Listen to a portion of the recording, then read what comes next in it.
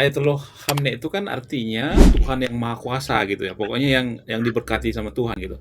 Nah, bagaimana mungkin orang yang diberkati sama Tuhan bisa meninggal dibombardir Amerika dan dibombardir Ya, ya, ya. Israel gitu? Bagaimana mungkin? How gitu? Jadi coba coba dari sudut pandang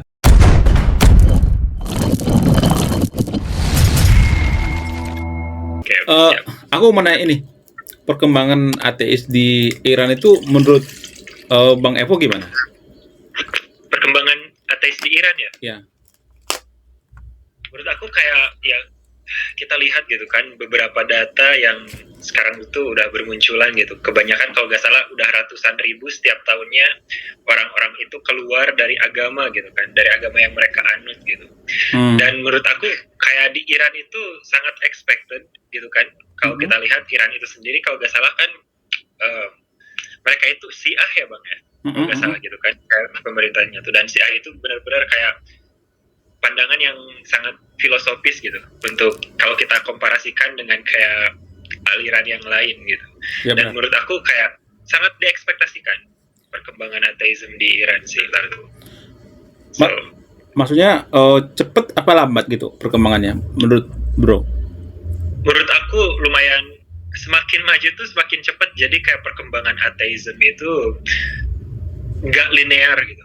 Perkembangan ateisme tuh perkembangannya nggak linear gitu statistikanya, tapi kayak eksponensial gitu. Semakin majunya zaman, semakin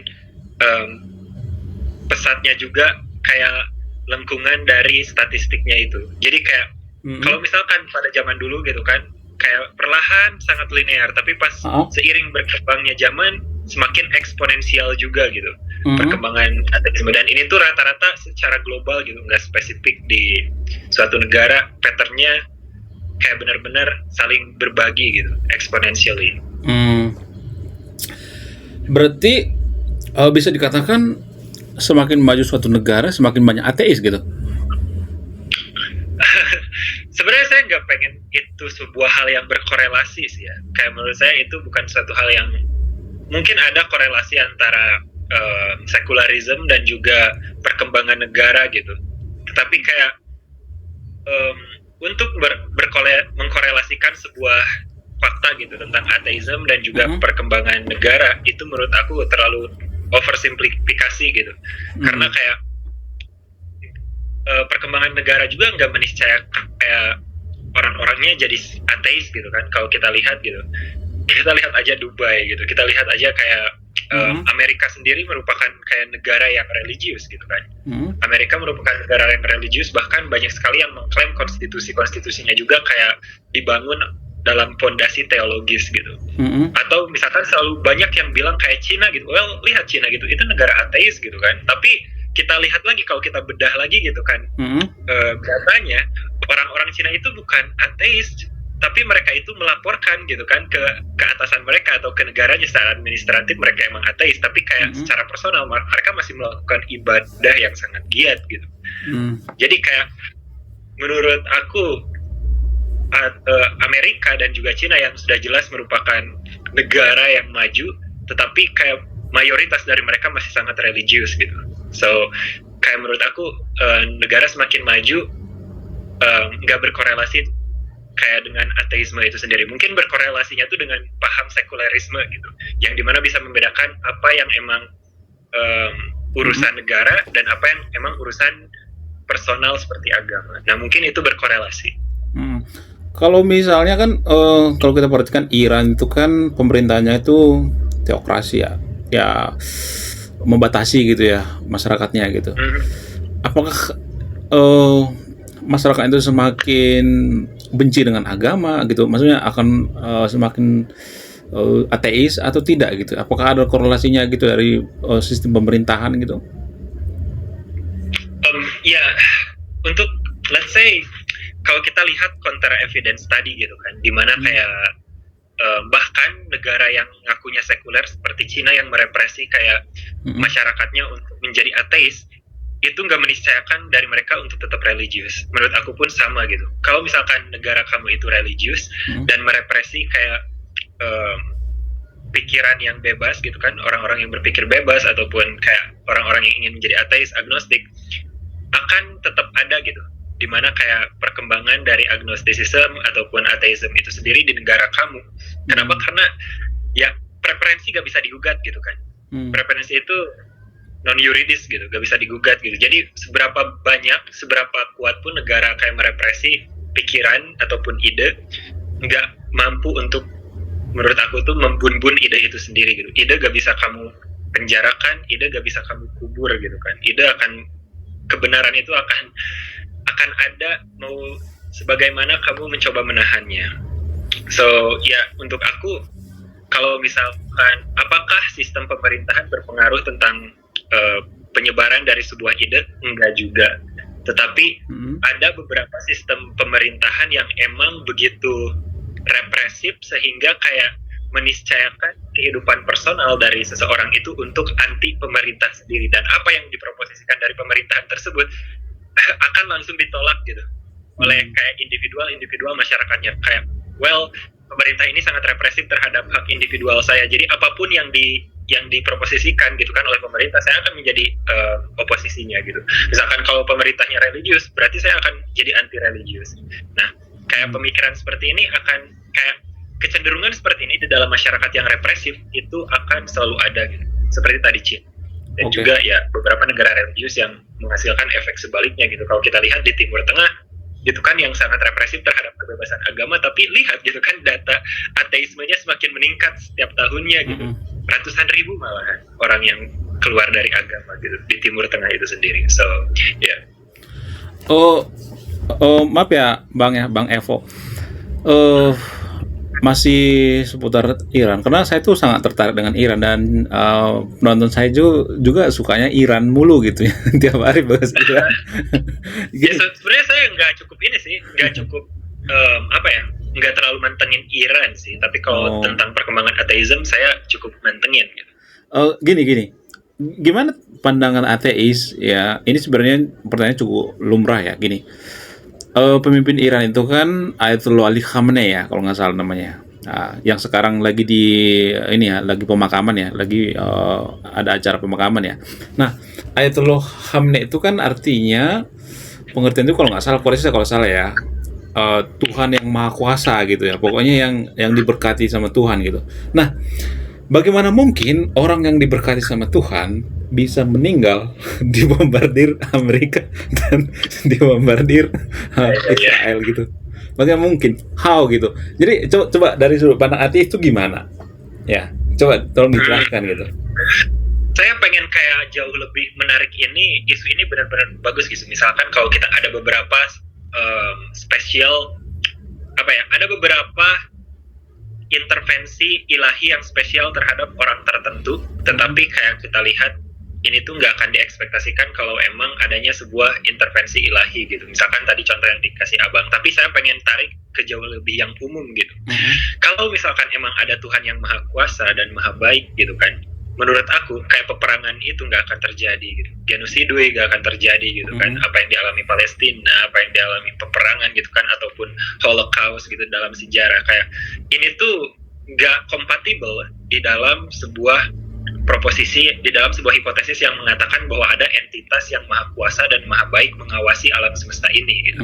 Justru kejahatan, penderitaan itu gak akan ada kalau adanya sebuah entitas yang Maha Baik dan Maha Kuasa. Kalau kita artikan gitu kan secara filosofis, entitas yang Maha Baik, dia itu selalu ingin mengaktualitaskan kebaikan, yang berarti dia itu selalu ingin untuk mencegah penderitaan dan kejahatan di alam semesta ini. Dan kalau dia juga Maha Kuasa, dia selalu berhasil dalam cara tersebut. Faktanya masih ada kejahatan, ada penderitaan di alam semesta ini, sangat kontradiktif gitu dengan entitas yang Maha Baik dan Maha Kuasa. Nah, inilah yang menurut aku merupakan kayak problem dari segala agama Abrahamik yang emang bilang Tuhan mereka itu Maha Kuasa, Maha Baik, dan Maha Mengetahui. Tapi kita lihat gitu, faktanya di alam semesta ini gak akan terlihat seperti ini alam semesta kalau emang ada yang mengawasinya itu entitas yang Maha Baik dan Maha Kuasa gitu. Berarti dari sudut pandang Bang Evo itu berarti Tuhan itu nggak mungkin bipolar gitu ya, kalau pun ada gitu ya, nggak mungkin bipolar gitu ya. Jadi kalaupun Tuhan itu ada, nggak mungkin dia itu memiliki kayak atribut properti seperti Maha Baik dan Maha Kuasa. kayak gitu. Itu antara dia itu cuman maha baik atau cuman maha kuasa, ini dua ini gak akan bisa ada secara bersamaan gitu dengan fakta yang kita punya di dunia ini, yaitu terjadinya kejahatan dan juga penderitaan. Nah, kemudian kalau kita misalnya ajukan ke pendukung Ayatollah Ali Khamenei misalnya, kita bertanya misalnya dengan pertanyaan yang sangat-sangat menggugat misalnya, Ayatollah Ali Khamenei itu kan rajin berdoa, rajin ibadah segala macam gitu ya, dan dia kadang-kadang dilindungi oleh Tuhan. Jadi kalau saya bertanya misalnya nih, ini katakanlah ini pertanyaan anak kecil gitu ya, kemana Tuhan saat itu ketika dia dibombardir? Ya, betul. Like itu kayak pertanyaan yang remeh, tapi itu benar-benar pertanyaan yang emang langsung ke titik kontradiksi logis gitu kan, dari keberadaan Tuhan ini gitu. Kayak keberadaan kejahatan dan juga penderitaan itu nggak bisa sama sekali kayak merupakan keniscayaan logis untuk tidak adanya kejahatan dan penderitaan kalau emang ada entitas yang maha baik dan maha kuasa menguasai alam semesta ini. Kayak keniscayaan logisnya tuh nggak akan ada kejahatan dan juga penderitaan gitu. Karena kita lihat maha baik selalu mencegah penderitaan dan kejahatan, maha kuasa dia selalu berhasil. Fakta bahwa masih ada kejahatan dan penderitaan, nggak bisa ada entitas seperti ini. Dan suatu hal yang berkontradiksi itu nggak bisa ada di realita gitu kan. Itu tuh kayak bilang segitiga memiliki 4 sisi gitu kan, segitiga yang memiliki 4 sisi gak mungkin ada gitu di realita. Atau kayak bilang bujang yang menikah gitu, mana bisa gitu kan seorang bujang tapi sudah menikah. Di hal-hal seperti ini yang kontradiktif secara logis gak bisa ada di realita, sama seperti Tuhan yang maha baik dan juga maha kuasa. Kalau misalnya nih ya, Ayatollah Ali Khamenei itu kan berdoa ya sebelum perang, itu kan mereka berdoa sama Tuhan ya. Kemudian Israel juga kan gitu ya. Kalau Bro Evo itu di sisi Tuhan gitu, gimana tanggapan Bro Evo gitu seperti itu? Kan? Ya kalau misalkan berdoa itu merupakan suatu mekanisme yang emang bekerja secara optimal gitu. Kalau kita tarik secara hal yang sehari-hari gitu kan, gak perlu kita tarik ke peperangan gitu kan, dimana Tuhan harus memilih sisi yang mana nih gitu, dua-duanya sama-sama berdoa kepada saya gitu. Itu kalau kita tarik secara sehari-hari pun gitu, kalau emang berdoa itu suatu hal yang bekerja, itu rumah sakit akan kosong gitu kan gitu. Gak ada rumah sakit yang ada pasiennya gitu kalau emang berdoa itu bekerja gitu. Masalahnya kalau misalkan banyak sekali kan orang-orang yang teis gitu, orang-orang yang percaya Tuhan, mereka tuh selalu bilang, kenapa saya percaya Tuhan itu karena saya pernah berdoa waktu saya sakit, kemudian saya disembuhkan. Saya pernah berdoa untuk satu hal dan emang dikabulkan. Masalahnya kayak argumen seperti ini itu tuh sangat anekdotal gitu, sangat personal, sehingga gak bisa kita observasi secara objektif gitu. Kayak gak bisa kita ini mengevaluasi klaim ini secara metodis karena ini hanya anekdotal. Yang anekdotal itu kayak maksudnya gosip gitu, karena ini benar-benar mengabaikan doa-doa lain yang gak terkabul gitu. Misalkan kamu berdoa 2 kali dikabulkan, tapi kamu melupakan ratusan doa lainnya yang gak dikabulkan, dan kamu juga melupakan kayak jutaan orang lain juga yang berdoa gitu dan gak dikabulkan gitu. Jadi kita itu hanya cocokologi gitu tentang saya pernah berdoa dan ini dikabulkan, dia juga pernah berdoa dan dia juga dikabulkan, tapi kamu melupakan tentang doa-doa lain yang gak dikabulkan gitu. Itu lihat aja gitu rumah sakit gitu dengan pasien-pasien dan keluarganya yang berdoa setiap hari gitu. Belum pernah kosong kan rumah sakit gitu. Iya benar. Ya. Kemudian gimana Bro Evo menjelaskan tentang kesadaran? Jadi manusia itu kan punya kesadaran ya, seperti mengalami rasa sakit gitu ya, atau pengalaman yang subjektif gitu. Gimana menurut pandangan Bro Evo? Ya, ini di sains itu merupakan masalah yang sulit ya, karena sampai sekarang pun belum clear gitu dalam cognitive science, dalam neuroscience itu sendiri gitu, bahwa ada easy problems, ada masalah yang gampang di kesadaran itu, dan ada masalah yang sulit. Dan yang tadi seperti misalkan Abang bilang tentang kayak pengalaman subjektif yang bergradasi gitu, yang emang privat kepada saya gitu. Kalau misalkan kita berdua melihat satu warna yang sama gitu, katakanlah warna biru gitu, kayak perasaan kita pas melihat warna biru itu bisa beda gitu. Kayak di saat kita dengerin musik gitu kan. Satu musik yang sama, saya bisa aja menilai musik itu kayak 6/10, tapi abang bisa menilai musik tersebut kayak 9/10 gitu kan. Ini nggak bisa gitu kan, pengalaman yang privat seperti ini yang sangat bergradasi, nggak bisa kita reduksi ke emang proses kimiawi di otak gitu, proses fisik di otak gitu, nggak bisa gitu. Misalkan kita, oh inilah proses saraf yang emang membuat dia itu mengevaluasi si lagunya menjadi 6/10, gak ada gitu kan di otak kita gitu yang bilang kayak gitu. Nah, tapi kalau soal easy problemnya yang misalkan bagaimana kita itu sebagai manusia memiliki kesadaran yang tinggi, itu sudah bisa dipecahkan gitu secara sains, misalkan dari evolusi itu sendiri gitu, bahwa kesadaran itu ya emang bergradasi gitu kan. Awalnya itu dari sensasi dulu gitu kan, dari awareness, dari sensasi gitu. Kalau kita lihat mikroba, organisme-organisme yang masih jauh lebih rendah gitu ya kesadarannya itu, mereka tuh punya sensasi gitu terhadap, punya awareness terhadap kayak lingkungan mereka gitu kan secara sensasi. Kemudian kita lihat organisme yang sedang misalkan kayak harimau ataupun singa, mereka tuh juga punya persepsi gitu, bukan hanya sensasi tapi persepsi juga gitu. Persepsi itu kan merupakan kumpulan dari sensasi yang terintegrasi gitu kan. Nah, itu baru persepsi. Pas ke manusia, gak cuma persepsi, gak cuma sensasi, gak cuma persepsi, tapi kita juga bisa berabstraksi gitu, bisa secara konseptual gitu. Misalkan kalau kita tahu gitu persepsi dari melihat kursi gitu, tapi secara konsep kita tahu, oh pas kita melihat kursi gitu, kursi itu untuk duduk gitu kan, kita juga tahu bagaimana cara membuatnya kursi tersebut gitu. Itu kita sudah bisa mengabstraksikan gitu kan, jadi kesadaran kita jauh lebih tinggi. Nah, di dalam philosophy of mind, di dalam filsafat kesadaran, jadi ada 3 yang menjelaskan tentang bagaimana kesadaran itu bekerja. Yang pertama itu physicalism, yaitu ya, kesadaran emang produk fisik gitu, produk biologis dari manusia. Yang kedua itu dualism. Jadi ini menggabungkan antara dua, antara kesadaran itu emang produk fisik, tapi juga eksternal gitu kan, suatu hal yang bukan natural gitu. Nah, kalau di idealism yang satu lagi itu benar-benar bilang tentang kesadaran sepenuhnya eksternal. Kesadaran itu suatu hal yang bukan natural gitu. Nah, di antara 3 hipotesis ini, aku jauh lebih condong ya ke physicalism gitu, yang bilang bahwa kesadaran emang produk otak manusia secara fisik gitu. Kenapa? Karena cuman hipotesis ini yang bisa kita falsifikasi, yang bisa kita kayak prediksi gitu kebenarannya. Kalau misalkan kesadaran itu emang produk fisik, kita lihat aja nih gitu, kita lihat orang yang cedera otaknya gitu, yang gegar otak gitu.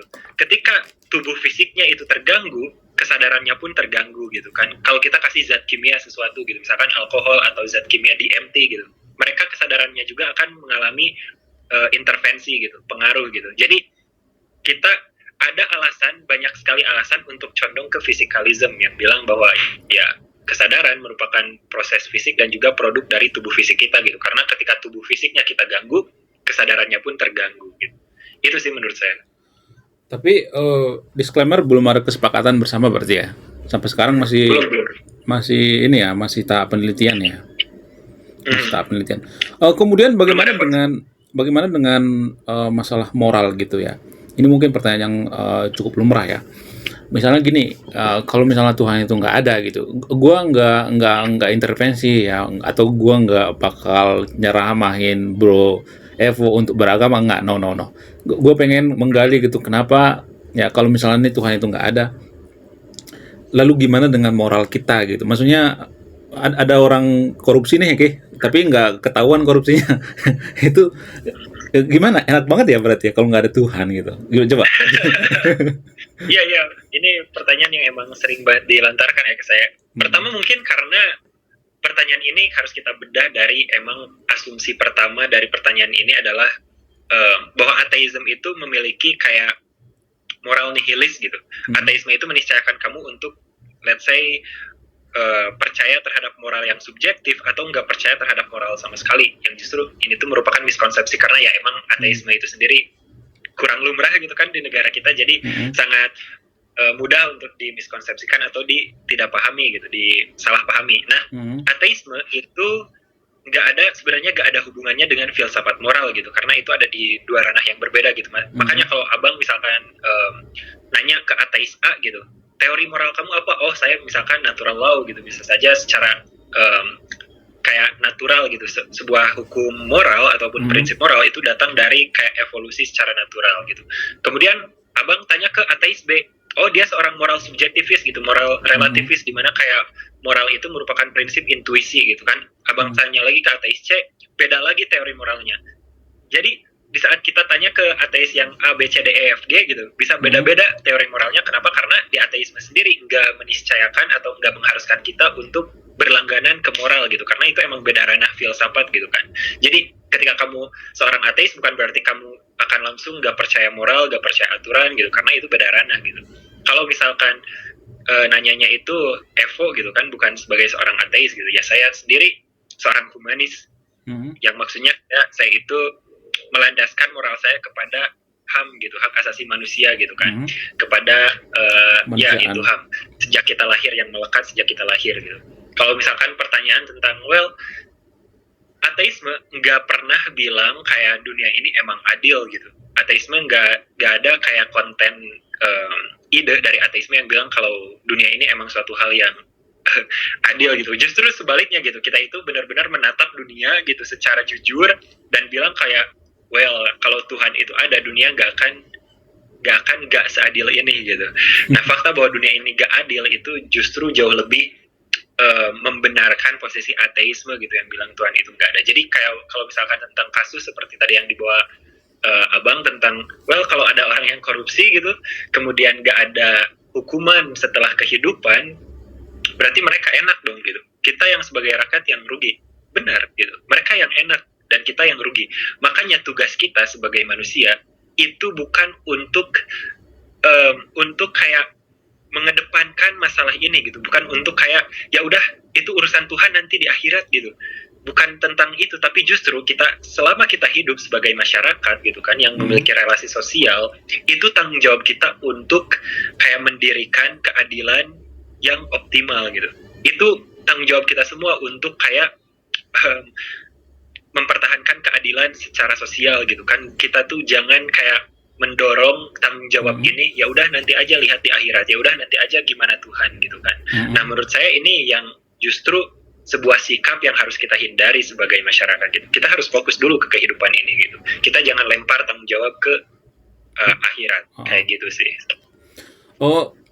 Kemarin debat sama Edis TV ya, aku ngelihat videonya itu cukup menarik ya. Itu kesimpulannya gimana itu? Bang Edis pernah ateis katanya.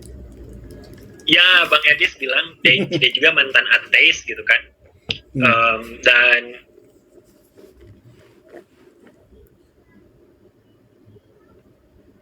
juga ya, halo?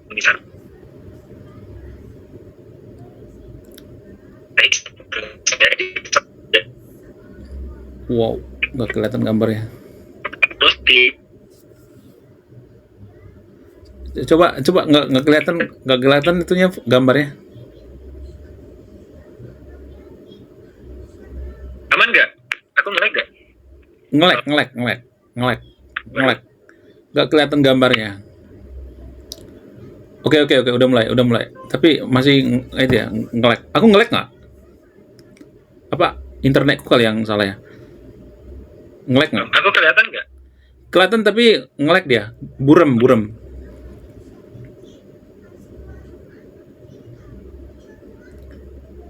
Nah, sekarang gimana? Ya, Mbak, udah. Tapi masih agak samar-samar dia. Masih samar-samar.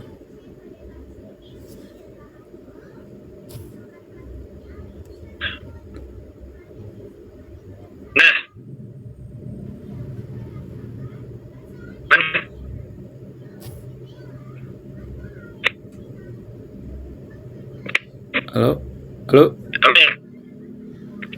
Halo. Halo, aman. Masih buram nggak? Buram. Aku gimana? Buram nggak? Kalau abang aman sih, tapi ada ngelek sekarang.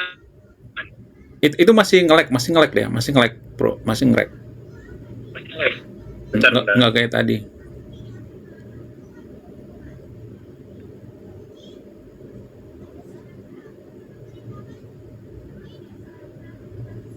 Nah, sekarang gimana? Oke. Oke. Ya, lanjut tentang Edis ya. Ya, oke, tentang Edis. ya Edi pernah jadi ateis dan dia juga banyak sekali juga orang-orang ateis gitu kan yang suka diskusi sama saya, dan mereka juga asalnya itu agnostik dan juga ateis gitu. So ya menurut saya fair aja gitu. Tapi saya selama ini belum kayak menemukan bukti ataupun argumentasi yang cukup kuat gitu yang memadai untuk saya percaya terhadap Tuhan. Itu aja sih, kayak banyak juga filsuf ateis yang emang pada akhirnya mereka jadi teis lagi gitu. Dan banyak juga filsuf yang sudah teis banget gitu, tiba-tiba mereka juga jadi ateis atau agnostik gitu. Dan kayak perpindahan ini tuh sangat lumrah gitu. Berarti jadi ya berarti Eris TV itu termasuk ateis ngambek ya? Ateis ngambek maksudnya ngambek ya. Ya kan dia bilang ada dua tipe ateis gitu, yang emang gara-gara belajar dan juga ngambek gitu. Dan saya udah kasih itu pas saya ngobrol dengan Edi, saya bukan yang ateis ngambek gitu kan. Nah saya nggak tahu nih Edi emang benar-benar belajar atau ngambek gitu kan. Tapi kayaknya aku melihat Edis itu bukan ateis, dia bukan ateis, dia mungkin lebih ke agnostik ya tadinya, mungkin kalau dia pun apa gitu, nggak ateis, bukan ateis murni. Ateis murni itu kan kayak Coki gitu ya, Coki Pardede gitu, ateis murni. Kalau Evo itu murni apa masih agnostik gitu? Aku murni ya. Aku murni. Aku tahu Tuhan itu nggak ada. Jadi kayak aku benar-benar percaya Tuhan itu nggak ada gitu. Kenapa? Karena ya secara filsafat kalau kita bahas dengan rumit gitu ya, kayak teisme itu mengkomitmenkan kamu terhadap, kan kalau definisi Tuhan paling sederhana di filsafat itu adalah immaterial mind gitu, pikiran seorang agen personal yang di luar ruang dan waktu yang imaterial gitu. Nah untuk percaya terhadap pandangan dunia ini benar-benar kayak membuat pandangan dunia kamu itu beban metafisiknya sangat boros gitu. Pas kita lakukan kontrastif analisis dengan hipotesis lain akan selalu kalah dalam prinsip parsimoni gitu kan. Dimana kayak prinsip parsimoni itu bilang kita itu dalam menjelaskan sebuah fenomena, kita itu nggak boleh menambahkan entitas yang berlebihan gitu, yang nggak punya daya penjelasan lain, nggak punya daya penjelasan jauh lebih gitu. Nah teisme sangat rentan terhadap prinsip parsimoni itu sendiri. So, ya menurut aku kayak probabilitas untuk Tuhan ada itu sangat kecil. Apalagi kalau kita komit ke teisme yang spesifik gitu. Misalkan Tuhannya agama A itu jauh lebih kecil lagi daripada Tuhan ada gitu kan. Klaim mengenai Tuhan ada itu pasti probabilitasnya jauh lebih tinggi daripada kita mengklaim Tuhan ada dan itu merupakan Tuhan yang agama A, agama B, agama C, agama D gitu. Nah, Tuhan ada yang di agama A akan selalu jauh lebih kecil keberadaannya daripada klaim Tuhan itu ada doang gitu. Nah, di saat klaim Tuhan itu ada doang sudah emang serendah itu, untuk klaim Tuhan teisme yang spesifik di agama-agama lain pun akan jauh lebih rendah gitu daripada probabilitas Tuhan itu ada. So mungkin itu sih kenapa saya belum percaya Tuhan. Kenapa saya nggak percaya Tuhan itu ada gitu. Pemicunya dulu apa? Mohon maaf. Pemicunya dulu apa? Pemicunya dulu, jujur saya sudah mulai skeptis sejak keluar SMP gitu, karena saya banyak belajar buku, saya juga banyak belajar sains, tapi kesininya pas saya itu memutuskan untuk jadi ateis pas saya keluar SMA gitu kan, dan itu karena kesininya tuh kebanyakan gara-gara belajar filsafat gitu. Kalau emang dulu itu kan belajar sains, tapi sekarang emang jujurly saya seorang ateis yang melandaskannya secara filsafat bukan secara sains gitu. Filsafat. Tapi kan bro itu kan memahami evolusi kan dari mikroba gitu ya, mulai mikroba kemudian ikan tiktalik ya.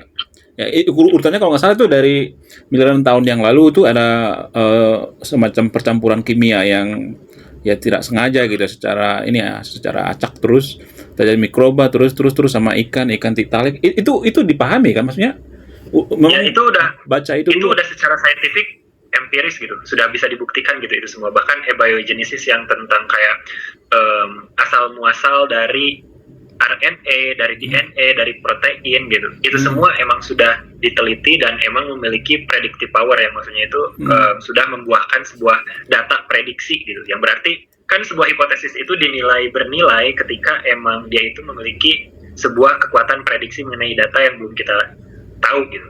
Nah, hipotesis abiogenesis yang membahas tentang barusan gitu kan, dimana kayak dari campuran kimia primordial soup dari zaman bumi yang purba, itu sudah kayak sudah merupakan hipotesis yang emang menghasilkan data-data dan penelitian yang teraminkan gitu faktanya. Tetapi kayak menurut saya untuk klaim Tuhan dan juga klaim sains itu berbeda gitu. Ya walaupun emang ada beberapa orang ateis yang gak setuju gitu dengan ini, tapi menurut saya kayak mau semaju apapun sains itu nggak akan bisa membuktikan Tuhan itu ada ataupun Tuhan itu nggak ada gitu. Karena mereka benar-benar ada di ranah yang berbeda gitu. So ya, dan biasanya gitu kan orang-orang yang menyajikan keberadaan Tuhan, argumen keberadaan Tuhan itu selalu secara metafisik gitu, bukan secara fisik gitu kan, dimana kayak mereka jauh lebih bermain filsafat di situ, bukan sains. Nah, ya bukan sains berarti ya. Oh berarti bro itu belajar filsafat dulu baru sains ya?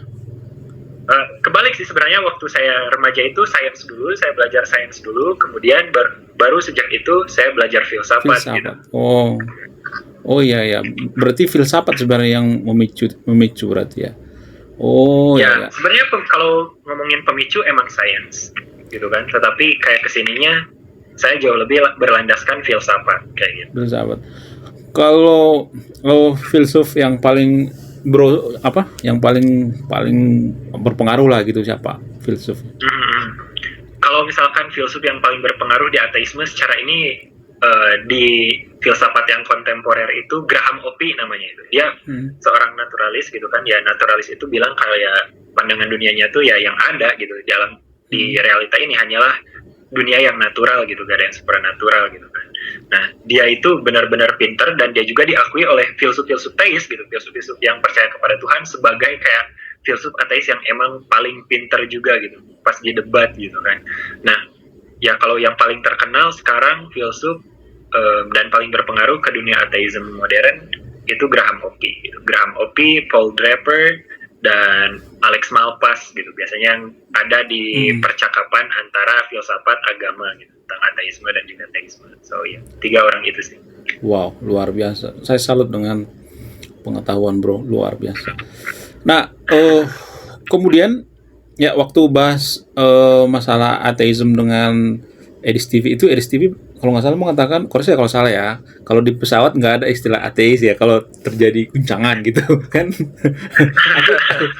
aku tertarik ya di posisi seperti itu. Tapi menurut aku ya, koreksi kalau salah ya itu kan sebenarnya ada semacam reaksi biologis dan psikologi kan kalau misalnya kita di pesawat ya. Ya maksudnya nggak ada orang yang ateis di pesawat katanya pasti manggil Tuhan gitu kan. Tapi menurut saya pribadi itu nggak harus manggil Tuhan juga gitu. Artinya kalau kita kecil itu percaya bahwa SpongeBob itu luar biasa ya kita manggil SpongeBob ya kan. Ya itu waktu Edis bilang gitu, antara dia itu sedang membuat antara kedua poin ini, antara emang dia itu bilang kalau ada sebuah reaksi biologis yang kita share gitu, misalkan ketika kita kaget, ketika kita ada di keadaan darurat, di mana kita itu selalu bilang kayak Allahu Akbar atau gitu kan, atau ya Tuhan gitu kan, Jesus Christ gitu, atau oh my God gitu. Nah itu kan merupakan budaya bahasa yang emang dinamakan eksploitif gitu, yang emang itu tuh penurunan budaya linguistik gitu, secara sosial gitu kan. Dan itu bukan berarti ketika bilang kita oh my God kita mengaminkan adanya Tuhan, itu hanyalah ekspresi eksploitif doang gitu. Nah aku tuh pas Edis ngomong gitu, antara dia itu sedang membuat poin ini atau dia sedang membuat poin kedua gitu yang aku bahas tuh di videonya tentang bilang Pascal Weger itu gitu, yang sedang menimbang kalau kalau kita bertuhan gitu, kita nggak rugi kalau Tuhan itu ada gitu kan. Nah, sedangkan kalau kita nggak bertuhan gitu, kamu rugi banget gitu, karena kamu langsung kena rakui gitu. Nah masalahnya ya saya bilang seperti di video itu kayak kalau misalkan argumen itu benar-benar ya menganggap Tuhan sebagai asuransi akhirat dong gitu. Kita itu dengan eksistensi Tuhan hanyalah bermain judi gitu kan. Kita menganggap eksistensi Tuhan itu sebagai sebuah untung-untungan gitu, sebagai sebuah permainan gambling ya. Gitu kan. Gambling ya. Tapi dan ini tuh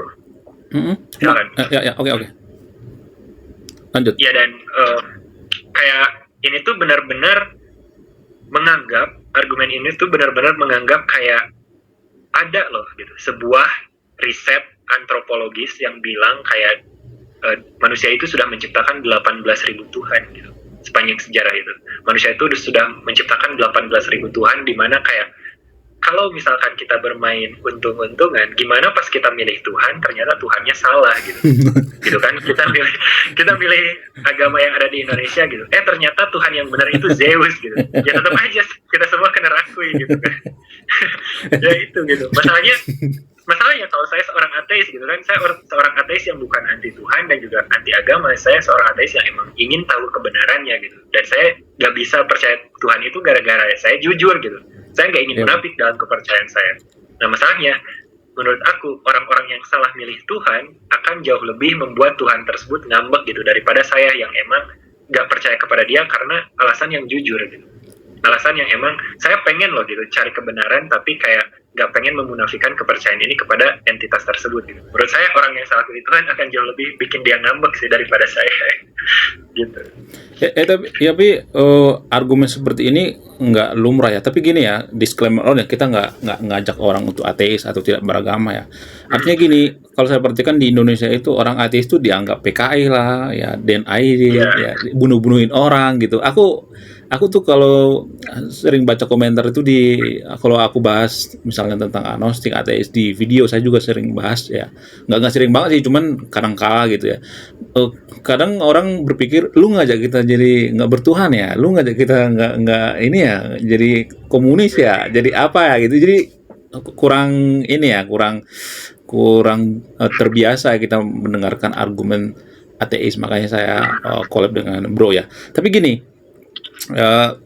apa namanya? Kalau misalnya nih ya, kalau misalnya di Indonesia itu ya kan ada undang-undang tuh ya, ada undang-undang. Kalau salah ya, nggak boleh kita ngajak orang jadi ateis ya. Kalau saya, kalau saya. Nah kalau misalnya nih ya, suatu saat nih ya, ada misalnya nih yang iseng lah gitu ya, ngedoxing atau laporan segala macam gitu. Gimana argumen Bro yang bisa mematahkan ini semua gitu ya? Saya akan langsung to the point aja gitu. Kalau misalnya mengatakan, oh kita kan ada Pancasila nih ya, kita harus bertuhan gitu ya. Misalnya ya, gimana cara menghadapi seperti itu? Ya saya juga ada teman saya yang emang kayak dia itu paham hukum gitu karena dia anak hukum dia. Dan dia tuh bilang, well secara konstitusi juga beragama itu suatu hak bukan kewajiban gitu dalam konstitusi itu sendiri gitu kan. Rocky Gerung sudah kalau soal Pancasila tersebut tentang sila 1, sila 2, Rocky Gerung juga sudah kayak membahas ini gitu. Itu merupakan kayak sila 1 gitu. Kalau ketuhanan yang Maha Esa, ya lihat sila 2 gitu, kemanusiaan yang adil dan beradab gitu. Dan kemanusiaan itu suatu hal yang emang melandaskan evaluasi moralnya terhadap human kepada hak asasi manusia, dan kita lihat status hak asasi manusia di hukum kita gitu, itu merupakan yang emang paling fundamental gitu. Dan kita lihat gitu di konstitusinya kalau emang agama itu juga merupakan hak yang berarti bisa kita gunakan ataupun enggak gitu kan. Nah itu pertama. Yang kedua, kalau misalkan soal perpres gitu yang tentang penyebaran yang disamakan dengan terorisme gitu kan, yang disamakan dengan separatisme dalam perpres tersebut gitu. Masalahnya saya nggak pernah nyebarin ataupun kayak ngajak gitu kan, itu kena delik kalau emang menghasut gitu kan, kayak kita tuh menghasut seseorang untuk menjadi ateis. Saya nggak pernah gitu. Kalau misalkan berdiskusi, berdebat tentang ide gitu kan, saling tukar pikiran, itu dianggap penyebaran, well setiap universitas yang memiliki fakultas filsafat gitu, mereka juga harus dipenjara gitu. Itu merupakan kayak public space, itu merupakan kayak tempat umum gitu kan, universitas itu. Ini membahas ateisme dan teisme itu di ruangan filsafat yang universitas itu merupakan hal yang lumrah banget gitu. Bicara soal metafisik, bicara soal logika penalaran gitu kan, yang membuat kita jauh lebih berpikir kritis. Ya mereka juga harus kita gugat gitu kan. Atau misalkan apakah Gramedia ketika mereka menjual bukunya Richard Dawkins gitu kan, atau bukunya Yuval Noah Harari, apakah mereka juga sedang melakukan penyebaran gitu kan? Enggak juga gitu. Karena kayak membaca sebuah ide, mengevaluasi sebuah ide, tukar pikiran, itu tuh bukan penyebaran gitu, bukan penghasutan maksudnya tuh gitu. Kalau misalkan aku juga kalau live, kalau misalkan ini aku selalu bilang kayak, guys jangan pernah jadi ateis gitu gara-gara saya itu. Kayak kalau kalian jadi ateis gara-gara live seseorang, menurut saya itu merupakan kayak apa ya, pertukaran posisi yang agak dangkal gitu. Seharusnya kan kepercayaan atau perjalanan spiritual itu suatu hal yang personal gitu, yang nggak bisa diintervensi oleh orang lain gitu kan. Itu yang harus kalian lalui secara mendalam sendiri gitu, tanpa, karena itu akan jauh lebih murni kalau kalian lakukan seperti itu gitu. Nah masalahnya saya di dalam konten saya ataupun kalau saya live, saya itu nggak pernah melakukan kayak penyebaran, penghasutan ataupun kayak ajakan gitu. Saya hanya melakukan tukar pikiran, diskusi dan debat gitu, dan ini merupakan hal yang lumrah di universitas, di tongkrongan gitu, dan itu ya yang hal yang lumrah untuk kayak mendiskusikan sebuah ide gitu. So ya, saya nggak ngerti juga kenapa ateisme dinamakan ancaman non militer juga gitu. Menjadi seorang ateis bukan nggak meniscayakan kamu untuk benci negara gitu. Menjadi seorang ateis nggak meniscayakan kamu untuk kontra atau oposisi, menurut aku kayak gitu. Sekarang ada perpres baru. Perpres yang 2025 itu. Yang bilang kayak penyebaran gitu. Yang sama itu ya. Pelangi itu kan, sama apa namanya? Iya. Sama kaum pelangi itu kan. Ya. Iya. I see. Kemudian saya juga pernah mendengarkan Pak Mahfud MD mengatakan, Pak Mahfud MD itu kan ahli hukum ya, dia mengatakan ateis itu nggak dilarang di Indonesia. Ya, betul. Pancasila itu falsafah, bukan undang-undang katanya. Pancasila itu falsafah, bukan undang-undang. Nah, kemudian menurut Bro, ya pertanyaan selanjutnya, apakah Indonesia itu bisa jadi negara sekuler? Jujur li, ini pertanyaan yang sulit Bang. Saya pernah positif thinking banget Bang.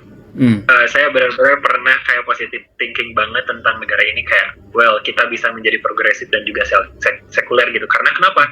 Lihat gitu, anak-anak muda Gen Z sekarang sudah memiliki pikiran yang terbuka gitu kan, memiliki kayak pikiran-pikiran yang emang progresif gitu. Tetapi kita lihat yang mengontrol negara ini siapa gitu, yang menguasai, yang menduduki kayak kursi-kursi kekuasaan dan jabatan di negara ini siapa? Kaum-kaum yang sudah generasi tua gitu, yang sudah kayak boomer lah gitu pikirannya. Dan kita lihat gitu, dari segala undang-undang gitu kan, ataupun rancangan-rancangan yang mereka sajikan, kayak oh my god, ini tuh benar-benar benar-benar menghadang gitu kemajuan dari kayak sekularisme gitu kan. Kayak aku pernah banget positif kayak lihat Gen Z ini sudah terbuka pikirannya, Gen Z sudah open minded, sudah progresif gitu. Tapi kita lihat lagi kenyataan hukum negara kita gitu kan, sangat terbalik gitu dengan generasi mudanya. Dan teman saya Apriyadi namanya, tuh shout out to Apriyadi dengan God and Beyond, dia pernah bilang ke saya, kayaknya untuk ateisme menjadi lumrah atau menjadi suatu hal yang emang benar-benar diterima secara normal gitu, yang gak dipandang kita itu sebagai musuh masyarakat atau anomali atau penyimpangan gitu kan, ateisme itu. Dia tuh bilang kayaknya butuh 100 tahun. Dan aku kayak benar-benar bingung di situ. Aku kayak ingin mendebat dia, kayak bilang, ini kamu terlalu ini gitu, kamu terlalu pesimis, ini namanya, ini kamu terlalu pesimis namanya. Dan pas melihat gitu kan perpres yang baru, arah hukum dari negara kita, kayak kayaknya Apriyadi ada benarnya juga gitu. Jadi akhir-akhir ini optimisme saya pudar juga Bang, kayak gitu loh. Tapi aku kayak masih punya harapan terhadap generasi muda kita, terhadap Gen Z gitu. Kemudian apakah Indonesia itu dirancang jadi negara sekuler atau tidak? Atau sengaja dirancang tidak sekuler? Menurut pandangan Bro gimana? Dari founding father, dari dulunya gitu, sejarah dulunya gimana? Sebenarnya kalau kita bahas sejarah tentang founding father itu, bahkan Soekarno pun sudah mengakui banyak ada gitu kan kontribusi dari teman-temannya yang non-believer gitu, yang nggak percaya Tuhan gitu kan. Soekarno sudah mengakui keberadaan mereka gitu. Kita lihat juga Tan Malaka yang menulis Madilog gitu kan, seharusnya dia juga merupakan bapak republik gitu kan, yang sangat menolak logika mistika gitu untuk let's say menjadi fondasi sebuah masyarakat sosial gitu.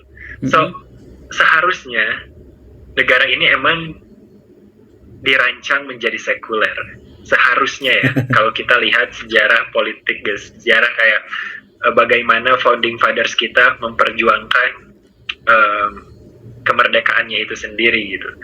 Tapi gak tahu kenapa makin kesini makin konservatif gitu kan. Dan ya menurut aku kenapa ini bisa begini tuh benar-benar ada dalam catatan sejarah yang kalau kita bahas juga akan jauh lebih ribet gitu. Tapi kalau pertanyaannya tentang founding fathers kita sudah mengakui ada kontribusi dan juga keberadaan dari non-believer itu sendiri gitu. Bahwa kayak pandangan seperti materialisme, sekularisme itu ada. Itu suatu hal yang emang diakui gitu oleh mereka. So ya harusnya ya kita itu emang dirancang sekuler. Tapi aku boleh dong berbeda pendapat ya. Kalau pendapat aku enggak. Emang kita itu Indonesia itu enggak dirancang jadi negara sekuler, enggak. Tapi dirancang jadi negara agama. Kenapa? Alasan yang pertama itu Pancasila, ketuhanan yang Maha Esa. Jadi ketuhanan yang Maha Esa itu secara tidak langsung bahwa ya lu harus beragama, tapi Tuhan lu harus satu ya, nggak boleh dua, nggak boleh tiga gitu kan. Ya lu harus beragama. Kalau lu dengerin lu harus secara tidak langsung Pancasila mengatakan seperti itu, karena Pancasila kan bertentangan dengan undang-undang kan sebenarnya kan kalau kita runut-runut ya. Tapi kenapa ada Pancasila ketuhanan yang Maha Esa itu kan artinya negara itu mengurusi ketuhanan masyarakatnya, mengurusi privasi masyarakatnya, mengurusi agama masyarakatnya. Berarti dari awal dirancang tidak sekuler. Itu menurut keyakinan saya.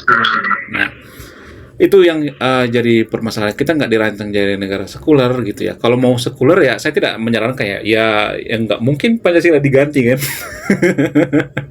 Nggak mungkin. Itu butuh pertumpahan darah kan kalau diganti kan. Iya. Jangan kayak apa ya?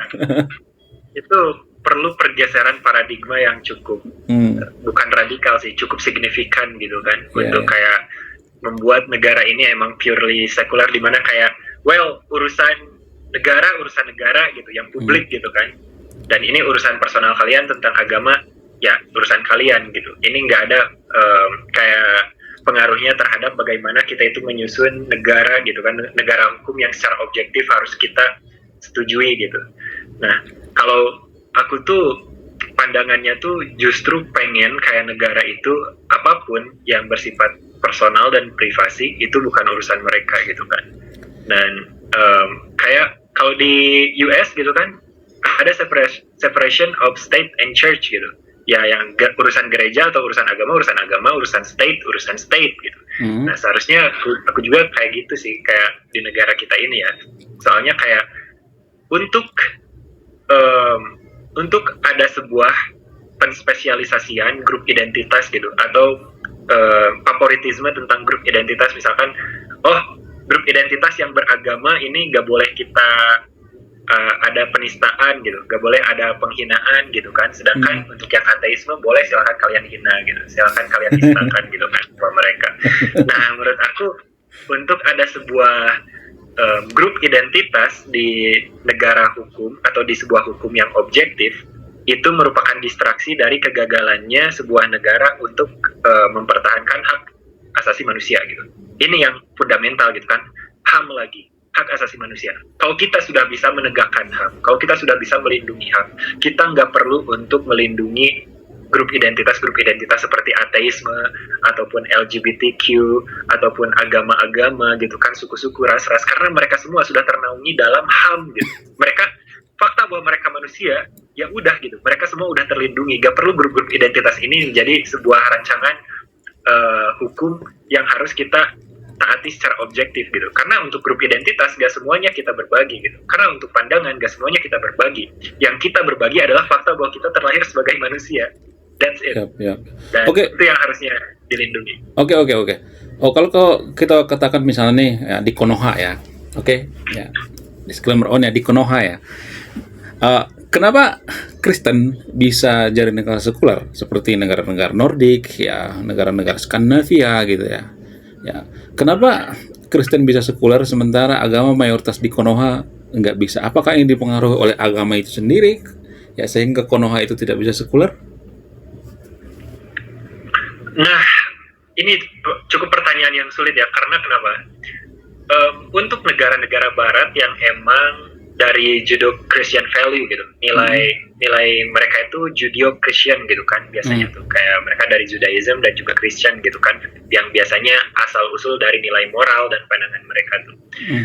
Di sejarah filsafat, di Enlightenment gitu kan, ini emang datangnya tuh dari Eropa gitu. Enlightenment tuh kayak pergerakan filsafat atau fenomena filsafat, era filsafat yang benar-benar mengutamakan kayak kemanusiaan, rasionalisme, sekularisme gitu kan, sekularisme dan juga science gitu kan, dan progress. Pandangan-pandangan Enlightenment ini terjadi di Eropa gitu, nggak terjadi di Timur Tengah gitu kan, yang kita tahu sendiri penyebaran agama server tersebut kan emang dari Timur Tengah kan, di negara kita gitu. Dan dari di India juga gak terjadi gitu Enlightenment ini. Yang terjadinya, yang paling berpengaruhnya ya di Eropa gitu, kayak Immanuel Kant, kayak John Locke gitu kan, kayak Hume, David Hume, kayak pemikir-pemikir Enlightenment ini mampu menggeserkan paradigma sosial pada saat itu Perancis ya, yang merupakan kayak revolusi demokrasi pertama gitu, revolusi Perancis gitu kan, yang langsung kayak itu terlahirnya demokrasi gitu, dimana kayak monarki itu pertama kali metong di situ gitu kan, oleh liberty dan juga kebersamaan dan juga kebebasan gitu. Nah, kenapa? Karena ya orang Eropa, orang yang tadinya itu dari Judeo-Christian value, mendapatkan privilege di mana kayak era filsafat ini terjadi di masyarakat mereka gitu. Sehingga kayak penyebaran dari ide Enlightenment ini bisa mereka geluti sejak zaman dahulu gitu. Sedangkan kita aksesnya apa coba yang Enlightenment, yang secularism gitu. Kita harus nunggu Tan Malaka. Bayangin, kita harus nunggu 1945 gitu. Kita harus nunggu kayak penjajahan beres dulu gitu. Baru kayak ide-ide tentang materialism, sekularism itu baru kita dapat akses gitu kan. Karena ya sejak dulu kita nggak ada gitu kayak tentang Enlightenment yang menyebarkan ke negara kita gitu. Yang adanya ya agama dari Hindu gitu kan, kerajaan-kerajaan, agama-agama dari ya server tadi gitu. Dan filsafat tentang Enlightenment kayak Tan Malaka gitu, yang benar-benar bisa kita, oh ini tokoh pertama yang emang menyajikan sebuah pandangan yang cukup non-religius gitu. So ya, itu sih alasan kenapa kayak negara-negara Muslim dan negara-negara Kristen bisa berbeda, karena mereka memiliki privilege. Kan kita bisa lihat juga ada negara Kristen yang emang nggak semaju negara Eropa gitu. Ya kenapa? Karena penyebaran tadi. Kayak mereka yang di Eropa, yang Judeo-Christian, mereka memiliki privilege di mana kayak penyebaran filsafatnya sangat berpengaruh di paradigma sosial masyarakat mereka. Kayak gitu sih menurut aku. Oh, jadi gini, ya, oke, katakanlah agama mayoritas di Konoha gitu. Jadi berarti apakah ideologi agama mayoritas di Konoha itu mempengaruhi sehingga negara kita tidak bisa sekuler? Apakah itu berpengaruh atau tidak? Berpengaruh. Ya, kalau kita misalkan pengen lihat bagaimana pengaruh ide gitu, ide religius di masyarakat itu, ya kita tinggal lihat aja gitu. Misalkan apa yang dipikirkan dari kebanyakan orang yang ada di member sosial tersebut gitu. Kalau kita lihat mayoritas dari individual di negara Konoha gitu memiliki pikiran di mana kayak, well, di saat ada seseorang yang bertentangan dengan ide agama gitu, dan itu merupakan suatu hal penistaan bagi saya gitu kan, dan ini dan itu merupakan kayak ide yang emang dipegang oleh mayoritas tersebut gitu, ya bisa berpengaruh dong gitu. Lihat aja gitu, sekarang kita punya kayak UU penistaan agama, kita punya UU tentang kayak ya kayak beberapa untuk grup identitas itu emang dilindungi secara hukum untuk kritik gitu, untuk sebuah kritik, untuk sebuah hinaan gitu. Sedangkan yang minoritas gitu, yang termarginal gitu, seperti LGBT ataupun atheism ataupun agnosticism, mereka nggak memiliki kayak special treatment seperti itu gitu, dimana kayak ide mereka ataupun secara personal pun mereka bisa dihina, bisa dikritik pun nggak akan ada kayak beban legalitas ke orang yang melakukan hal tersebut gitu. So kalau misalkan apakah mayoritas pemikiran religius yang dipegang oleh kebanyakan orang di sebuah masyarakat bisa berpengaruh terhadap majunya? Oh tentu gitu, karena kita balik lagi, kita harus lihat individual dari masyarakat tersebut. Dan kalau kebanyakan individual tersebut berpikiran seperti itu, ya itu juga mencerminkan negaranya gitu. Karena menurut aku sendiri, revolusi itu bukan kayak gerakan massa gitu loh. Kan revolusi itu emang dibuat digerakkan oleh satu orang gitu kan. Kemudian kita ide tersebut kayak diambil oleh orang lain gitu kan. Kemudian ide tersebut didiskusikan, didebatkan, dan akhirnya menjadi paradigma sosial yang baru gitu. Nah, masalahnya kalau sebuah revolusi individual saja sudah direpresif gitu, dimana kayak orang yang ingin mengekspresikan sebuah ide tertentu sudah memiliki kayak beban legalitas gitu kan, untuk dituduh menyebarkan, menghasut kayak begitu. Ya gimana ingin terjadi revolusi sosialnya gitu, kayak individualnya sendiri sudah memiliki beban tersebut gitu. So ya, berpengaruh sekali. Berpengaruh sekali. Berarti gini, bro tadi ngomong karena faktor daripada individual orang-orang yang ada di Konoha gitu ya. Nah, orang-orang yang di Konoha ini kan dipengaruhi oleh agama kan, pola pikir, cara makan, semua kan dipengaruhi oleh agama. Nah, yang jadi pertanyaan, apakah DNA agama yang ada di Konoha ini, ya karena DNA-nya itu mengurusi segalanya gitu ya, mengurusi politik, mengurusi semuanya diurusi ya, cara makan, cara minum, semuanya diurusi. Apakah ini yang mempersulit jadi sekuler? Sehingga nggak bisa dipisah gitu? Ya, untuk beberapa ide teologi ada yang emang itu tuh itu tuh merambat ke ranah sosial, yang dimana itu tidak hanya kayak mengurusi hidup privasi kamu gitu kan, kayak urusan kamu dan Tuhan gitu, dan stop gitu. Tapi ada beberapa ide teologi, ide agama yang emang mengharuskan kamu juga ikut berkontribusi tentang urusan sosial gitu. Dan menurut aku untuk ide-ide yang mengurusi segalanya ini, yang harus yang emang memiliki pengaruh signifikan gitu. Kalau misalkan ide agama kamu kayak hanya mengurusi urusan kamu dan Tuhan gitu, saya akan mendukung tersebut gitu. Kamu ingin mempercayai apapun, kamu ingin beragama apapun, kamu ingin memiliki relasi apapun dengan Tuhan, saya akan dukung mati-matian sampai berdarah-darahan, itu hak kamu gitu kan. Itu merupakan kebebasan individual kamu yang melekat sejak kamu lahir. Saya akan dukung itu semua. Tetapi ketika ada sebuah yang tadinya hak privasi, kamu justifikasi untuk kayak merambat ke orang lain gitu. Yang tadinya ini hanya hak privasi loh, tetapi kenapa kamu ingin menjustifikasi kayak intervensi kamu ke hak orang lain, ke hak sosial, dengan hak privasi tadi? Gak bisa dong, ini harus dipisahin gitu menurut aku tuh. Tapi kalau kamu memiliki hak privasi untuk beribadah, ingin beragama, saya akan dukung itu sampai saya mati-matian gitu. Tapi kalau untuk itu dijadikan justifikasi kamu untuk kayak menahan hak orang lain gitu kan, kebebasan orang lain, nah itu mungkin harus kita diskusikan. Tapi apakah pengaruhnya kepada kepercayaan ini yang ada di individu-individu yang menjadi DNA ini, kan tadi abang bilang pengaruhnya tuh seperti apa gitu ke sekularisme. Begini, ketika kan penyebaran ide, apalagi sesuatu ide agama gitu kan, itu turun-temurun gitu Bang. Maksudnya itu kita diajarkan sejak kita kecil, di mana otak kita belum berkembang secara optimal gitu. Kalau pas kita kecil, apapun informasi yang disajikan oleh orang tua kita, itu kita enggak memprosesnya sebagai informasi yang kayak bisa kita analisis secara baik ataupun benar. Apapun yang orang tua kita katakan, oh kita harus nurut karena itu merupakan insting biologis kita untuk bertahan hidup gitu. Kalau kita nurut ke orang tua, kita bertahan hidup. Kalau kita nggak nurut, kita nggak bertahan hidup kita jauh lebih rendah gitu. Nah, jadi ketika ada sebuah ide yang secara turun-temurun dilakukan secara dogmatis, itu nggak akan jadi informasi yang kita serap. Itu akan langsung menjadi identitas gitu kan. Misalkan orang tua kamu bilang, kamu agamanya A ya, dan itu informasi tersebut yang masuk ke dalam otak anak langsung jadi identitasnya, dimana si anak itu akan langsung, kan kalau sudah menjadi identitas, namanya manusia sampai dia dewasa pun akan mempertahankannya, akan membelanya mati-matikan. Ini identitas saya sejak saya kecil gitu kan.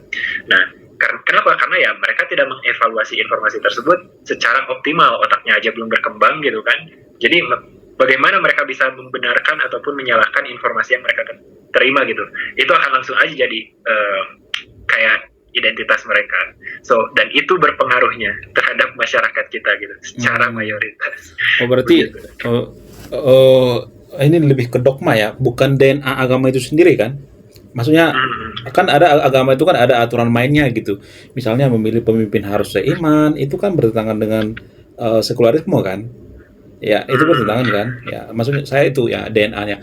Kemudian Bro pernah nggak ketemu sama orang yang mohon maaf mabuk agama terus kalau kalau dogmanya nggak sesuai dengan sains, yang dibuang sains gitu ya? Pernah nggak ketemu seperti itu? Wah, sering banget sih. Kayak online, offline itu sudah saya temui sih. Yang offline mungkin nggak bisa saya ceritakan, tapi yang online saya pernah dapat kayak ancaman pembunuhan. Eh, Saya pernah ya tentang science tadi kayak ada yang benar-benar menolak sains penuhnya gitu kan, kayak mereka masih percaya bumi itu datar gitu, dan menolak evolusi, bahwa bilang gitu, well, kalau kita kalau kita datang dari monyet, kenapa monyet masih ada gitu kan? Nggak ada gitu di evolusi yang bilang seperti itu gitu kan? Nggak ada gitu di evolusi eh, yang bilang kayak gitu. Kita datang dari monyet tuh nggak ada. Dan ada yang menolak bagaimana Big Bang itu sendiri terjadi gitu kan? Dan itu suatu hal yang terjadi secara natural, mereka tolak gitu. Kalau science deniers menurut aku masih masih kayak dalam threshold yang bisa aku toleransi gitu kalau seseorang menolak sains. Tapi kalau udah ancaman pembunuhan gitu, kayak ancaman pendoksingan, wah itu kayaknya saya tuh nggak langsung pengen nyalahin agamanya gitu. Kalau orang hmm. seperti itu kayaknya emang ada sesuatu yang salah gitu di otak mereka gitu. Tapi jangan salah, jangan salah. Ada satu orang dulu yang dibunuh karena sorry bukan dibunuh ya dibunuh karena pindah agama. Ada Hmm. pindah agama. Apakah itu dipengaruhi oleh agama atau tidak? Kan mereka nggak merasa bersalah kan? Mereka nggak merasa Yeah. bersalah kan? Karena itu menurut keyakinan mereka itu disuruh sama Tuhannya kan? Walaupun Hmm. walaupun keyakinan itu kan nggak bisa dibuktikan secara ilmiah kan, keyakinan tetaplah keyakinan gitu kan. Definisi keyakinan itu kan ya kita merasa benar walaupun tidak terbukti secara langsung kan. Nah, artinya gini, ya berarti itu dipengaruhi agama dong berarti ya. Bukan Yap. karena individunya kan. Ya, artinya gini kalau Kayaknya ada dua-duanya sih. Kalau misalkan kita itu seorang kan apa ya? Suatu hal di dunia ini itu, kalau kita itu misalkan orang yang sombong, kita kasih lah gitu kan hmm, wadah gitu, mau dari sebuah ide, mau agama ataupun harta. Kita orang yang sombong nih, tanpa harta pun kita orang yang sombong, tapi pas ditambah harta kita akan jauh lebih sombong gitu. Ditambah sebuah ide yang memvalidasi tersebut, yang mewadahi tersebut, kita akan jauh lebih sombong gitu. Itu hmm, secara psikologi gitu kan. Nah, kecurigaan saya adalah ada yang komplementari gitu, dimana kayak orang ini emang emang udah psycho gitu kan, tanpa hmm. agama ataupun mau adanya agama, ditambah ada beberapa mungkin eh, salah penafsiran dari mereka gitu kan, atau apapun yang yang mereka percaya terhadap agama tertentu. Nah, inilah yang kayak saling berkait melengkapi gitu untuk berkaitan kombi tindakan berarti ya. ekstrim mereka gitu. Ada kombi berarti ya, ada Ya. komplikasi di situ. Kemudian kalau misalnya nih ya ada ancaman pembunuhan itu tuh pemicunya apa biasanya? Ya, saya pernah hanya ngobrolin ini, ide tentang ketuhanan, argumen Tuhan gitu. Saya sepanjang karir saya menjadi ateis, karir saya sebagai debater, diskusi, saya nggak pernah menghina agama manapun, saya nggak pernah Iya, menghina ya. Tuhan manapun. Yang saya lakukan hanyalah diskusi dan mengevaluasi argumen gitu. Tetapi ada beberapa orang yang menginterpretasikan praktis ini yang sangat lumrah di akademisi filsafat, yang sangat lumrah gitu di buku-buku, sangat lumrah di dialektik gitu kan, di perdebatan, di diskusi tukar pikiran, sangat lumrah banget.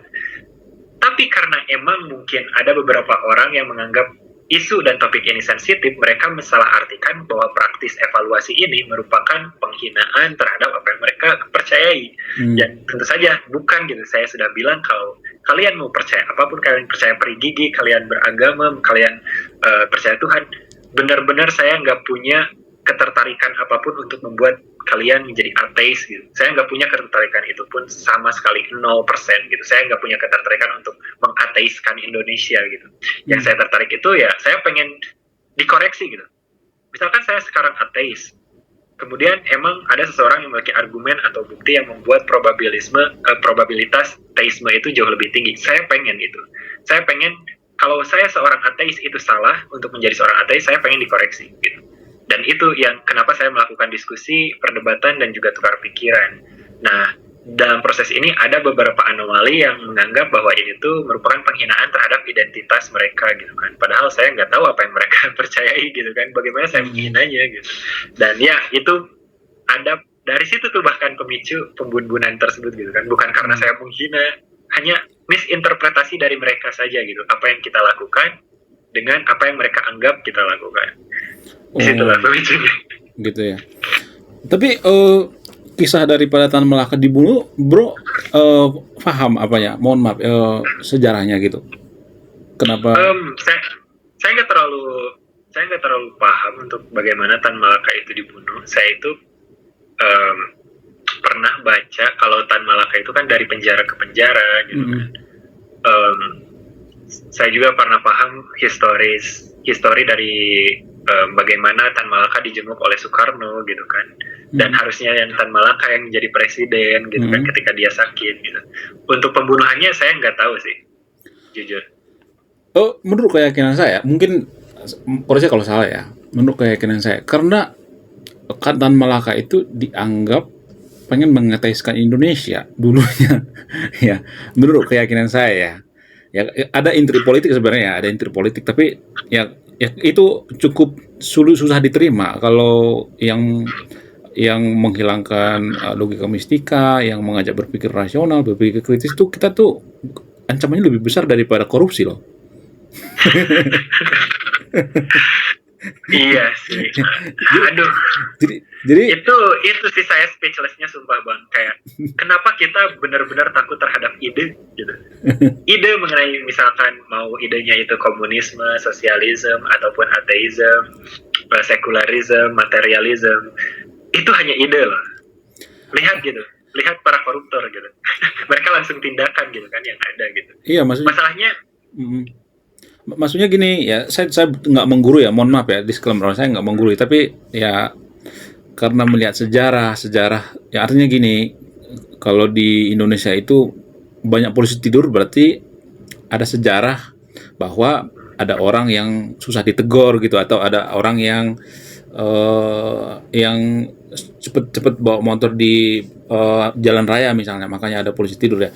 Artinya gini, aku pengen Bro Evo ini punya polisi tidur gitu ya, pengaman gitu ya. Kayak misalnya pakai kupluk kayak apa kayak, kalau takutnya di jalan ya, ketemu di jalan, ada ketemu misalnya debat nih, suatu saat terkenal kan debat. Kan kita nggak tahu kan orang kan, ya kan kita nggak tahu gimana orang kan warga Konoha kan susah ngerem emosi gitu ya. Warga Konoha itu mengedepankan emosi dulu daripada berpikir gitu. Ya aku pengennya seperti itu ya, tapi kalau diterima boleh aja gitu. Tapi karena aku pernah diskusi sama ini. Halo.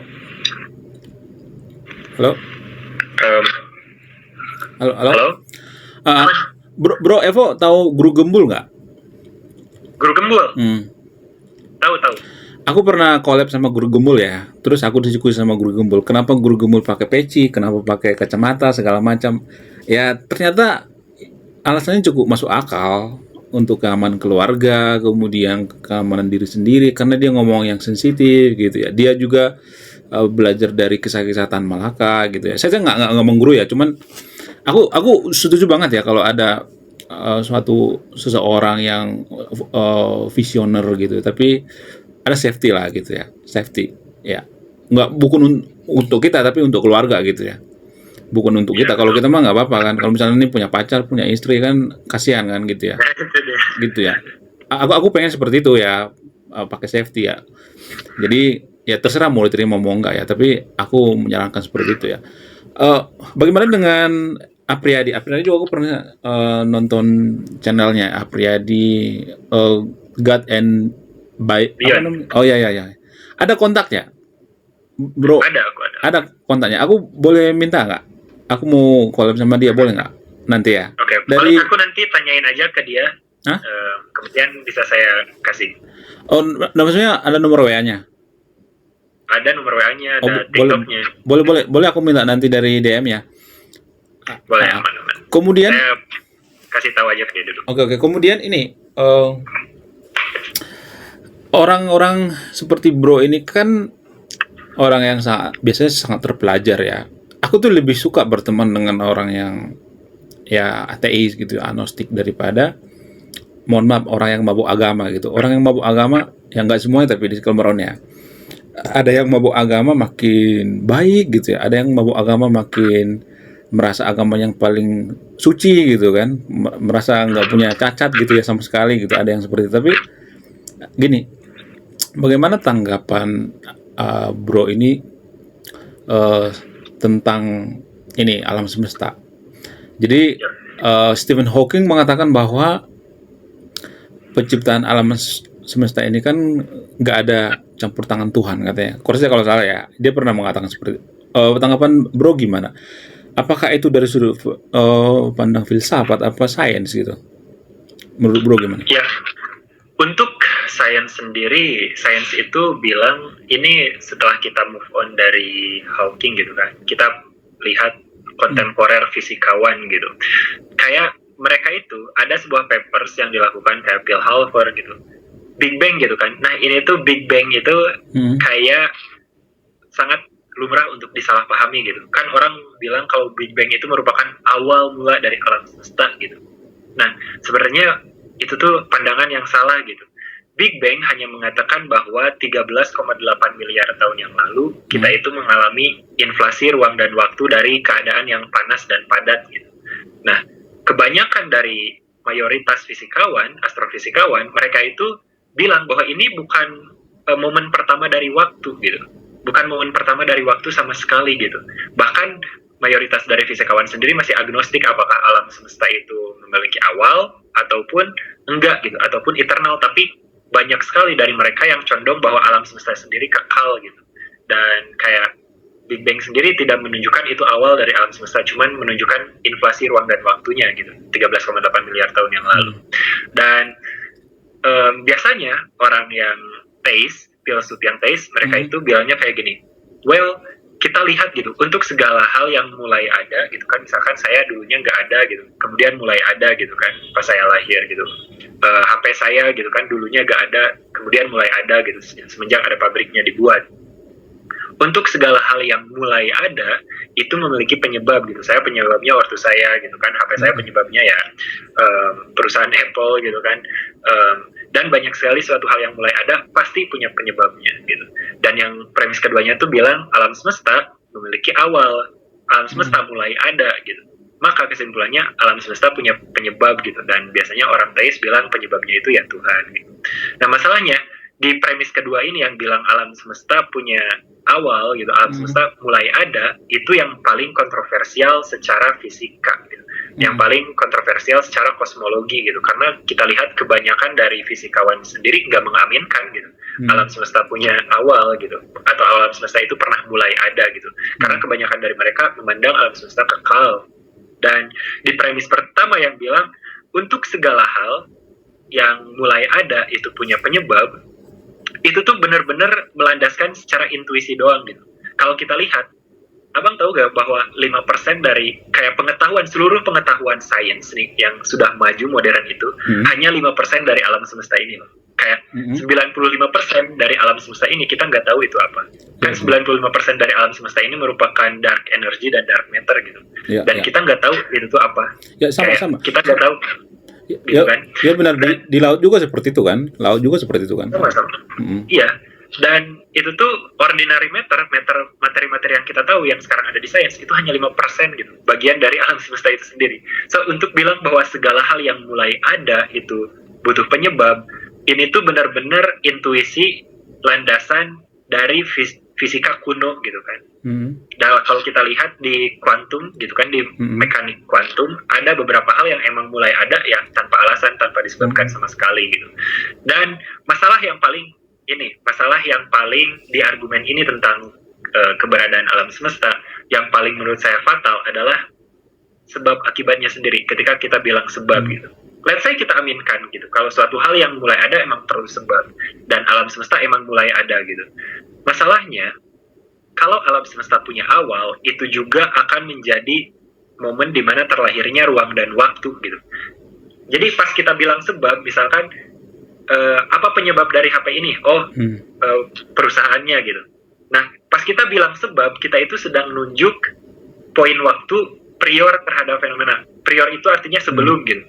Jadi sebab itu kita sedang nunjuk waktu sebelum ini gitu. Nah, masalahnya kalau alam semesta itu mulai ada, alam semesta itu pernah memiliki awal, itu juga akan menjadi momen terlahirnya ruang dan waktu gitu. Kalau misalkan si waktunya belum ada, kita itu nggak bisa bilang apa penyebab alam semesta, karena di situ waktunya aja belum terlahir gitu. Kalau ini merupakan momen pertama dari waktu, pas kita bilang apa penyebab dari alam semesta, itu merupakan pertanyaan yang salah, karena waktunya sendiri belum ada gitu sebelum alam semesta. Jadi kita mau menunjuk kemana? So, alam semesta, kalau kita aminkan memiliki awal, alam semesta gak akan punya sebab sama sekali, karena waktunya belum ada juga. Gitu. So, itu sih kesalahan fatal dalam argumen keberadaan alam semesta ya. Oke, I see. Bro tadi bilang mekanika kuantum bahwa ya, peluruhan atom itu kan nggak bisa diprediksi kan, peluruhan atom itu ya. Kalau salah ya, ada peluruhan atom dalam mekanika kuantum ya. Itu kan nggak bisa diargumentasikan bahwa ada itu bisa dipatahkan, sebab akibat itu kan bisa dipatahkan dengan peluruhan atom ya. Namun gini, aku pernah ya, ini mungkin ya katakanlah hipotesa gitu ya, agak-agak ngaur gitu ya. Aku kadang berpikir gini, kan ada pertanyaan tuh ya, siapa yang meledakkan atom purba gitu kan? Atom purba itu kan terjadi Big Bang ya peledakan Big Bang. Siapa yang meledakkan itu kan? Belum ada jawaban kan sampai sekarang ya, belum ada jawaban. Kadang saya berpikir gini, pertanyaan ini sama seperti ketika kita hidup di zaman purba, siapa yang menciptakan petir gitu ya. Kita kan berpikirnya yang menciptakan petir itu kan ya roh ya, nenek moyang kita mungkin ya, atau apalah gitu. Kemudian di zaman dewa dewi ya, yang menciptakan itu dewa Zeus ya. Sekarang yang menciptakan Tuhan. Kemudian sekarang ada sains, ternyata karena ada muatan listrik di awan gitu ya. Menurut saya ya, katakanlah mungkin ini cuma hipotesa keliru gitu ya. Yang meledakkan itu atom purba itu belum ditemukan karena belum ada meneliti gitu ya. Sama kayak dulu gitu, kalau ditanya ya apa penyebab petir, kan belum kita tahu kan, ya udah ngomongnya asal aja gitu ya kan. Yang penting ada jawaban. Mungkin 1000 tahun lagi, 100.000 tahun lagi ke depan, kita nggak tahu kan, ada penemuan baru lagi kan, kita nggak tahu ya. Ini mungkin hipotesa yang mengambang gitu ya. Tapi gini, ada yang menarik ya, menurut saya pribadi ini yang menarik nih ya. Pada saat manusia purba, aku tuh suka banget sekarang nonton film manusia purba. Ya, jadi manusia purba itu kan sangat unik sekali ya kalau saya perhatikan. Ya, gini, mohon maaf ya, manusia purba itu kan gini, itu kan umurnya ratusan tahun ya, ratusan ribu tahun ya. Dari yang pertama itu dari beda spesies dengan ini ya, dengan simpanse kan. Nah, kan beda spesies ya. Nah dari situ tuh ya, dari pohonnya itu turun ke bawah tuh sampai ke manusia modern sampai ratusan ribu tahun ya. 300.000 tahun. 300.000 tahun ya. Nah, yang aku tanya itu, apakah ada selain Neanderthal, selain Erectus, ada spesies lain gitu ya yang tapi punah gitu ya. Aku pengen tahu ada yang lain nggak yang punah gitu. Kalau yang punah, misalkan manusia modern yang punah banyak banget kan. Misalkan ada juga yang kayak orang manusia yang jauh lebih kerdil daripada Homo sapiens gitu kan. Yang kita temukan itu fosilnya itu di Indonesia juga. Dan mereka punah gitu. Tetapi kita lihat peradaban mereka sangat benar-benar maju gitu kan. Kalau mereka tuh walaupun kerdil gitu kan, em, tetapi mereka udah bisa menggunakan alat, mereka udah bisa kayak buat jebakan gitu kan, dan berburu. Dan apa yang mereka makan coba? Kayak komodo gitu. Hah? Mereka sudah bisa memakan komodo. Komodo Mereka kan sudah bisa kayak menjebak komodo. bukannya beracun ya komodo ya? Kayaknya nggak tahu tuh untuk spesies mereka ya, kenapa mereka bisa ini. Tetapi kayak benar-benar mereka itu bisa menjebak, bisa menciptakan teknologi dan alat untuk berburu. Padahal mereka itu kayak ya otaknya tuh cc-nya jauh lebih kecil daripada kita gitu. Kalau nggak salah Dan namanya itu tuh Homo floresiensis ya, apa sih? Ya, Homo floresiensis ya, yang booming di luar negeri tapi di Indonesia nggak booming kan? Pernah dia ceritanya kan, terkenal di luar negeri tapi di Indonesia nggak terkenal ya, karena orang Indonesia nggak peduli dengan Homo sapien karena mereka berpikir bahwa yang menciptakan manusia Adam, apa namanya, Nabi Adam ya, kita berasal dari Adam, ngapain peduli dengan manusia purba, wong kita nggak dari situ. Mungkin pikirannya seperti itu ya, jadi nggak ada yang peduli gitu ya.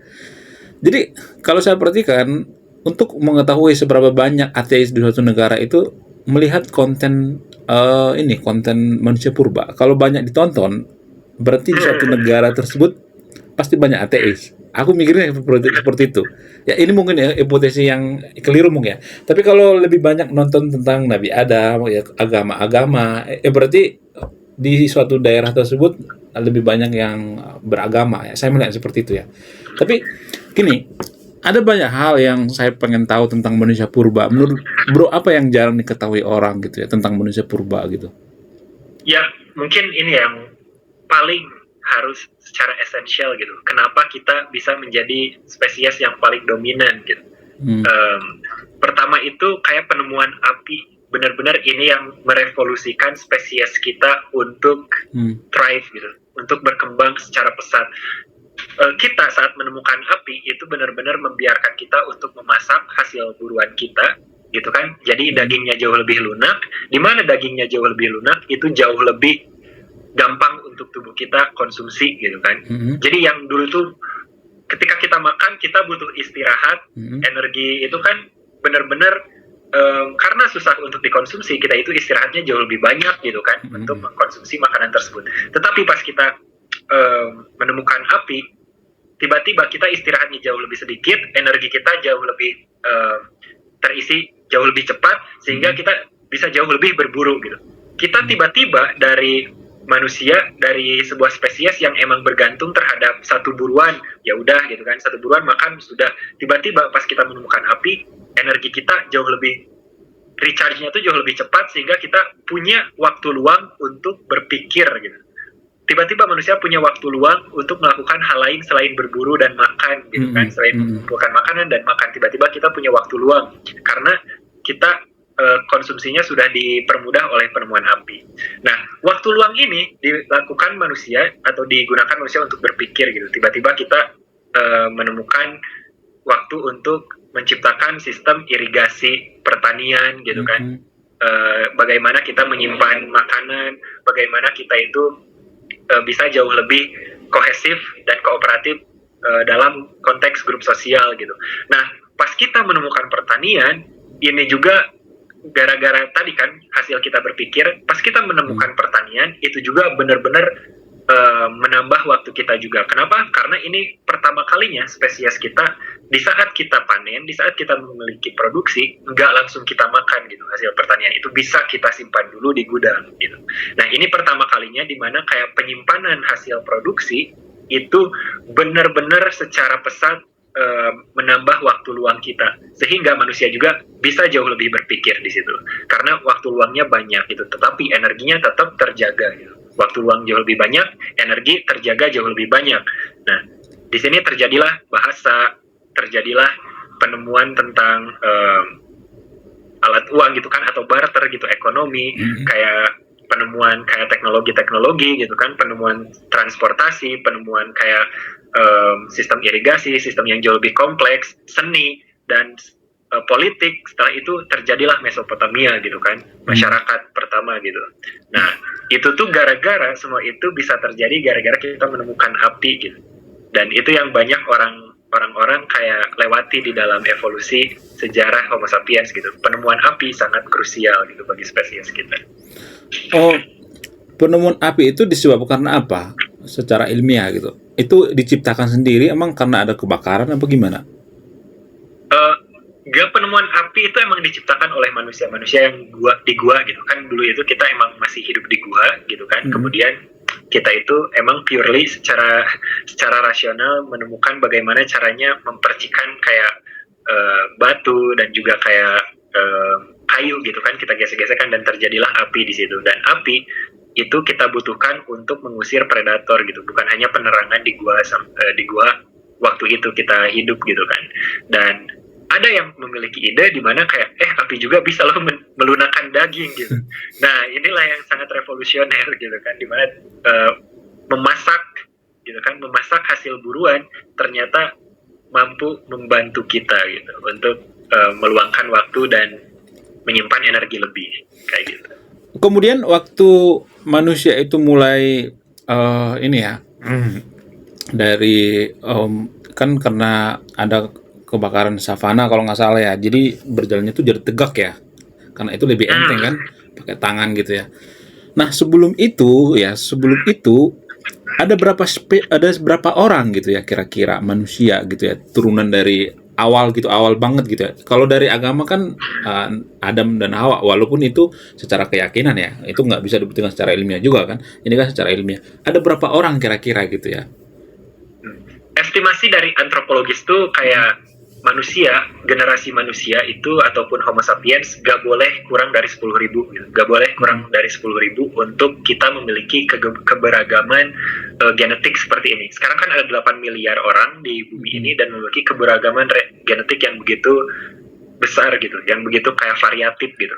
Dan kalau gak salah ada sebuah papers yang bilang kayak keberagaman ini gak bisa kita dapatkan kalau pada zaman dahulu manusia itu kurang dari 10.000. So, ya, gak bisa kurang kita itu dari 10.000 gitu generasi pertama manusia itu. Dan kalau misalkan untuk genetik, kalau untuk INC gitu kan, kita tahu incest gitu. Nah, untuk gak bisa manusia itu kurang dari 1.000 kalau secara genetik untuk menghindari incest gitu kan, ataupun kecacatan genetik, kita itu gak bisa kurang dari 1.000, tetapi untuk keberagaman dari genetik yang kita punya saat ini gak bisa kurang dari 10.000. Nah, karena kan evolusi itu terjadi secara populasi ya, bukan secara individu gitu, dimana kayak misalkan ada generasi satu, dia itu hidup di sebuah lingkungan yang seperti ini gitu, dan berarti mereka itu beradaptasinya beda dong dengan misalkan kalau ada generasi selanjutnya yang bermigrasi gitu kan, dan adaptasi terhadap lingkungan tersebut juga beda gitu. Nah, maka penurunan alel gitu kan, penurunan alel secara genetik mereka juga akan berbeda karena dipengaruhi oleh variasi eksternal gitu yang berbeda. Nah, dan perbedaan dari adaptasi inilah yang dari generasi itu kayak bisa memperlihatkan perbedaan gitu kan secara spesialisasi itu, perbedaan secara populasi gitu. Tapi kalau kita bandingkan generasi A dan generasi B itu masih bisa kawin silang gitu kan. Generasi A dan generasi B masih kawin silang, generasi A dan generasi C masih bisa kawin silang. Tetapi pas kita tarik gitu ke generasi yang jauh lebih panjang, di mana generasi A dan generasi J itu udah gak bisa lagi, A dan Z itu udah gak bisa lagi kawin silang gitu. Tetapi yang Z dan yang X dan yang Y itu masih bisa kawin silang gitu. Nah, inilah bagaimana kayak penurunan alel dan juga evolusi itu terjadi gak secara individu gitu kan, dimana kayak ada manusia pertama gitu, ada ayam pertama gitu, gak juga gitu, tapi ada generasi spesies pertama gitu, ada generasi populasi dari sebuah spesies pertama gitu, terjadinya secara populasi karena ada penurunan alel yang dipengaruhi faktor eksternal seperti lingkungan gitu kan, adaptasi seleksi alam. Oke. Homo sapiens dan erectus itu kan beda kan? Homo sapiens pertama muncul tuh erectus ya, harusnya kalau salah ya, erectus ya. Nah itu tuh munculnya tuh barengan apa berbeda-beda gitu ya? Maksudnya menjelma jadi manusia itu ya dari apa namanya, saya lupa namanya itu, nenek moyang kita dengan Spanyol itu ada satu apa namanya, lupa saya itu namanya. Nah maksudnya itu tuh terjadi sekali aja atau bertahap gitu, misalnya erectus ya muncul ya misalnya nih, kemudian muncul lagi Homo sapiens beberapa ratus tahun kemudian, apakah seperti itu apa gimana?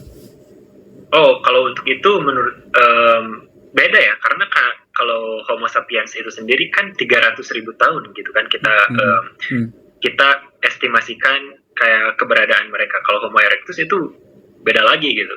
Dan em, yang saya ketahui itu bahwa kita itu dan Homo erectus emang memiliki kayak nenek moyang yang sama gitu kan, tetapi kayak bercabang berbeda gitu. Dan cabang ini kita berpisahnya tuh gak tahu berapa, kalau gak salah jutaan ya, bukan ratusan ribu lagi kalau gak salah. Tapi koreksi I'm wrong ya guys di komen gitu. Tapi kayak kita dan Homo erectus itu nggak berbagi kayak timeline gitu loh. Kayak jadi berbeda gitu, beda timeline kalau nggak salah ya. Koreksi di bawah guys. Berarti ada gapnya berarti ya? Ada gapnya berarti ya? Iya. Oh, ada. Emang kita beda spesies itu dengan Homo erectus. Oh, bukan satu pohon berarti ya? Satu pohon? Kita satu pohon, kita berbagi kayak nenek moyang yang sama kalau nggak salah. Kayak gitu. Oh berarti, oh gitu ya? Berarti itu artinya apakah ada kemungkinan misalnya erectus yang munculnya pertama nih kan, terus beberapa tahun juta tahun kemudian atau ratus ribu tahun kemudian muncul Homo sapien kan, muncul Homo sapien. Kemudian apakah nanti akan muncul lagi nanti misalnya nih? Nah, apakah ada muncul lagi nanti misalnya nih berevolusi lagi gitu? Apakah ada nanti? Kira-kira menurut gimana? Ya ini kan kita udah 300.000 tahun kan seperti ini gitu. Nah, berarti penurunan alel kita tuh kayak aku pernah ngobrol dengan Cisco Explains dan pernah lihat dia debat, dan dia tuh bilang, oh sangat ini gitu, sangat mungkin untuk manusia berevolusi lagi gitu. Tetapi kita itu butuh variabel faktor eksternal, bagaimana kayak faktor eksternal di masa depan nanti itu bisa mempengaruhi penurunan alel kita ke generasi selanjutnya gitu.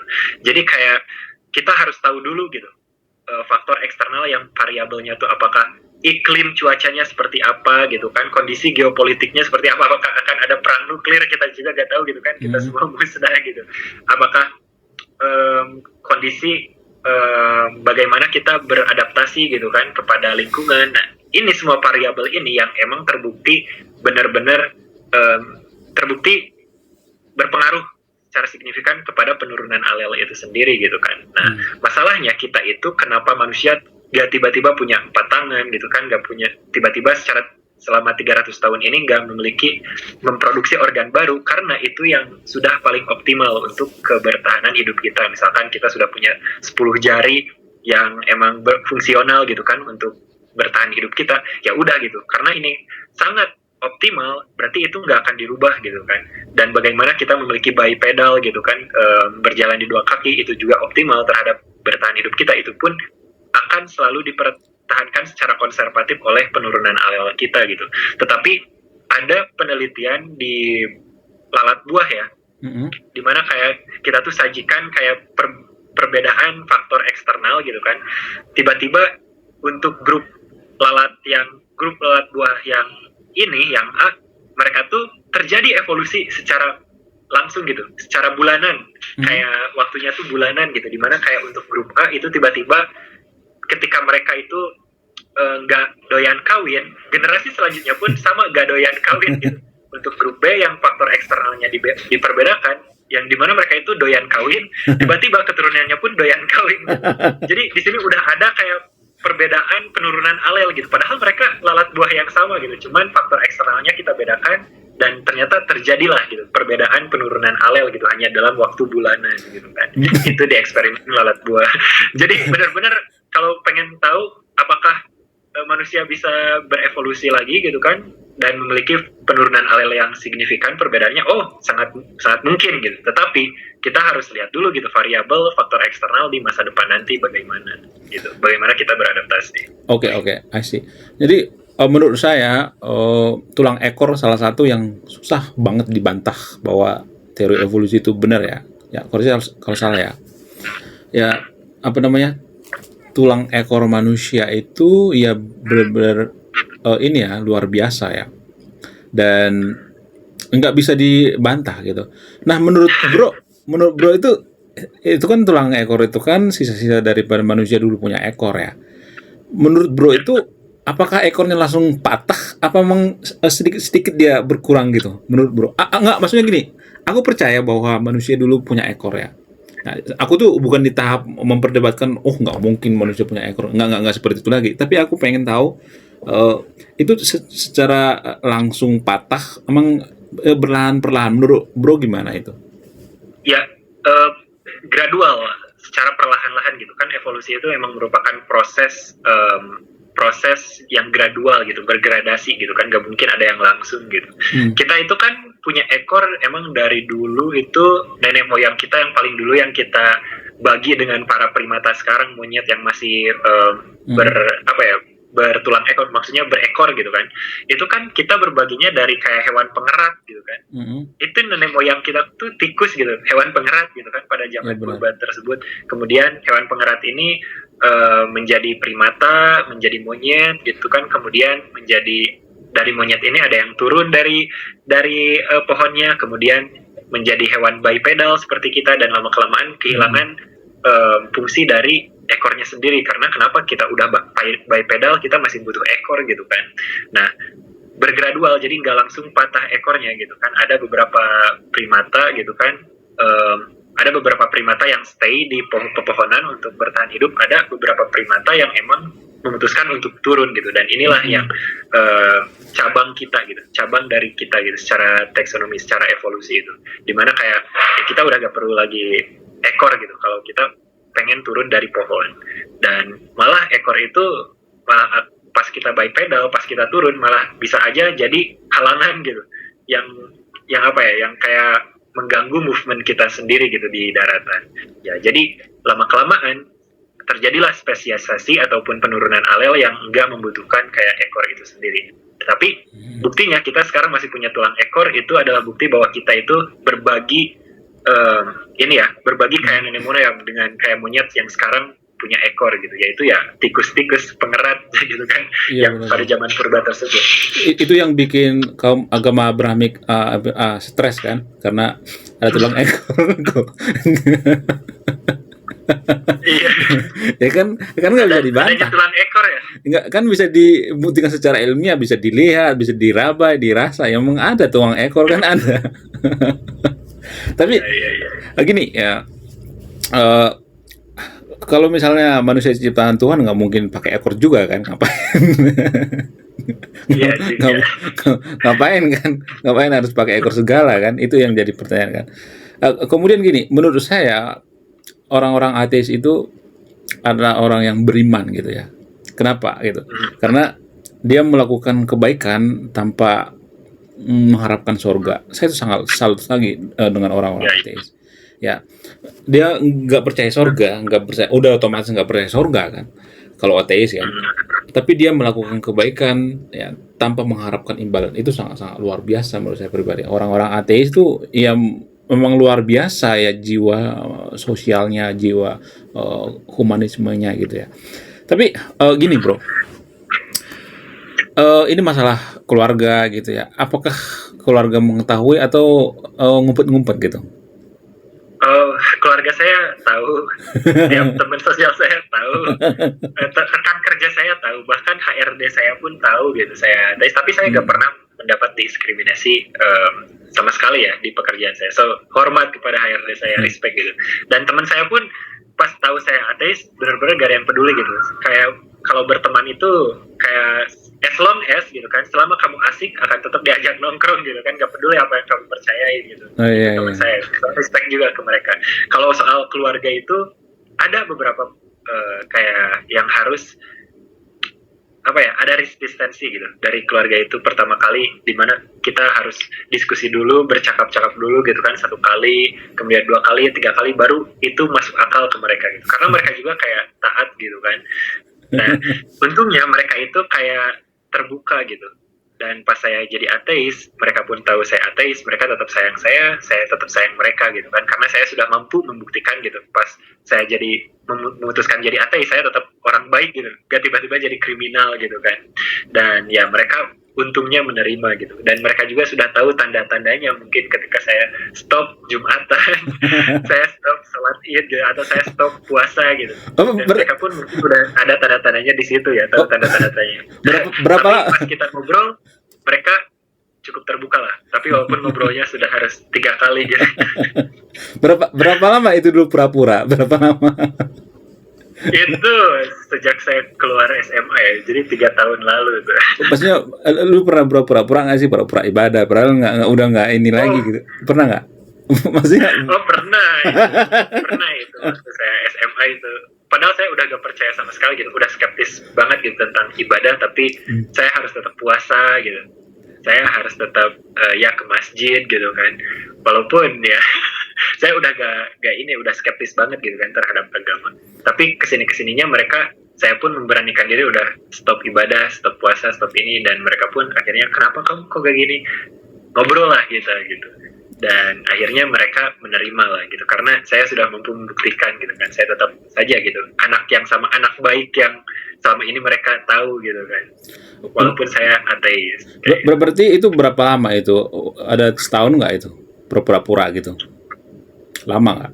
Ya ada sih, kayak ada di momen setahun lah, kayak saya itu harus puasa gitu kan setiap bulan Ramadan. Saya juga harus setiap kayak ada sholat Id atau sholat Idul Fitri itu saya juga harus ikutan gitu kan. Dan ya ada setahun gitu, dan saya memutuskan untuk aku tidak ingin lagi berpura-pura gitu. Jadi saya mendeklarasikan lah ke mereka gitu, ayo kita ngobrol aja gitu. Ini yang saya pahami. Iya benar-benar. Tapi menurut aku ya, kan saya melihat orang-orang Eropa itu kan nggak semuanya, tapi rata-rata mereka kan agnostik ataupun ateis ya. Tapi kalau saya perhatikan negara yang menganggap bahwa manusia itu bukan makhluk spesial, makhluk yang diciptakan Tuhan, tuh biasanya mereka sangat-sangat peduli dengan hewan ya. Enggak, kursi kalau salah ya.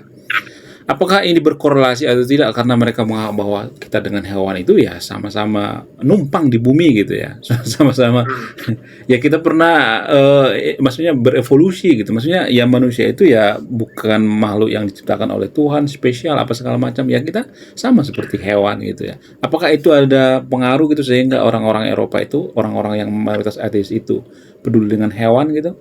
Apakah berpengaruh atau tidak? Ya, I think kayak kalau untuk menjadi ateis itu tidak meniscayakan kamu untuk menjadi animal rights protector gitu atau menjadi veganism gitu. Tetapi kayak itu tuh benar-benar suatu negara yang sekuler itu akan jauh lebih mendekonstruksi tadi gitu, pemahaman kayak well kita spesial gitu, bahwa alam semesta dibuat untuk kita, bumi dibuat untuk kita, dan segala makhluk hidup lainnya itu emang dibuat untuk kita juga gitu. Nah, pemahaman yang sekuler, yang tentu saja ateisme ada di parsial gitu kan terhadap pemahaman sekuler tersebut, kayak meniscayakan kamu untuk memikir ulang tentang apa nilai dari hak gitu kan, nilai dari hak dan juga bagaimana kamu memandang dunia. So ya kayak yang meniscayakan kamu untuk peduli tentang hewan itu bukan ateismenya, tapi kayak dekonstruksi nilai dari sekularisme gitu, yang bilang bahwa alam semesta ini dibuat untuk manusia gitu kan, ataupun kita itu suatu makhluk hidup yang paling tinggi kesempurnaannya, maka dari itu kita spesial dan kita terjustifikasi untuk kayak mengeksploitasi alam ataupun hewan gitu. Karena pas sains ditemukan gitu, lihat nih kita berbagi DNA dengan hewan, dengan babi gitu kan sekalian, bahkan dengan apel gitu, dengan ya makhluk hidup lainnya gitu. Nah ini kayak benar-benar menanamkan ke kita bahwa well berarti mereka juga sama-sama makhluk hidup gitu, yang kayak merasakan rasa sakit, penderitaan gitu kan seperti kita. Nah inilah yang langsung meniscayakan kayak pergerakan seperti veganisme ataupun kayak perlindungan hewan gitu kan. Nah menurut aku emang negara-negara di Eropa dan juga negara-negara sekuler itu jauh lebih lumrah pandangan seperti ini, karena mereka sendiri nggak merasa spesial sebagai makhluk hidup gitu. Kita berbagi DNA, kita berbagi sejarah kehidupan secara evolusi gitu dengan makhluk hidup lain. Nah inilah yang mendekonstruksi pemahaman bahwa kita suatu hal yang spesial di alam semesta ini, gitu sih menurut aku. Iya, berarti ada korelasinya berarti ya, walaupun nggak mutlak gitu ya. Tapi menurut saya pribadi ya ada ini apa namanya, argumentasi yang mengatakan bahwa manusia itu sebenarnya numpang di bumi gitu. Jadi kita itu berasal dari bintang yang sudah mati dan sebagainya. Itu pandangan bro gimana? Ya, kita benar-benar kan kita emang carbon based life ya. Mm-mm. Kita itu kehidupan yang didasari oleh karbon gitu. Dan kita lihat di alam semesta karbon itu merupakan unsur yang paling lumrah ditemukan gitu kan. Mm. Kayak berapa persen itu karbon di alam semesta, pokoknya paling lumrah banget gitu di alam semesta ini, carbon based life. Dan ya kita itu terjadi dari ledakan bintang gitu kan. Segala materi yang membuat kehidupan saat ini itu kita benar-benar kayak kalau nggak salah karbon, hidrogen, nitrogen, dan oksigen, dan beberapa zat besi gitu. Beberapa zat lainnya seperti zat besi gitu. Dan ini karbon, nitrogen, hidrogen, dan oksigen benar-benar kayak berperingkatnya tuh benar-benar sama gitu dalam tingkat kelumrahan yang kita lihat gitu kan. Karbon gitu yang pertama paling lumrah, kemudian hidrogen yang kedua paling lumrah gitu kan, dan ini tuh benar-benar berperingkat gitu. So untuk bilang bahwa kita itu numpang di bumi gitu, yes, kita itu emang produk dari ledakan bintang gitu yang meniscayakan keberagaman, yang meniscayakan kayak unsur-unsur kimia ini untuk memiliki konfigurasi sehingga mereka bisa berkombinasi gitu kan menjadi zat kimia yang jauh lebih kompleks, dan itulah yang meniscayakan kayak adanya bumi, dan bumi meniscayakan kayak adanya reaksi kimia gitu kan. Bumi purba itu yang meniscayakan adanya reaksi purba abiogenesis gitu yang meniscayakan juga adanya kayak protein, RNA, DNA gitu kan, dan DNA ini yang meniscayakan adanya sel ini yang meniscayakan adanya makhluk multiselular gitu. Makhluk multiselular meniscayakan makhluk organisme yang jauh lebih kompleks gitu, dan sehingga sampailah ke kita saat ini gitu. So kalau kita dibilang numpang di bumi, well, bumi yang meniscayakan adanya kita, bukan meniscayakan, tapi bumi yang memperbolehkan adanya kita dan memperbolehkan adanya makhluk hidup lain seperti pepohonan dan juga hewan-hewan gitu. So ya bumi ini kita berbagi histori secara kosmos gitu dengan unsur kimia yang ada. Menurut Bro, apakah ada di alam semesta lain gitu? Maksudnya ini kan ada triliunan galaksi ya. Apakah ada pohon di luar sana gitu? Menurut Bro gimana? Apakah cuma di bumi doang? Well, gitu? Untuk hal tersebut kayak itu masih sangat sangat mungkin gitu, karena kita lihat apa yang membuat kehidupan di bumi itu sangat lumrah kita temukan di alam semesta lain.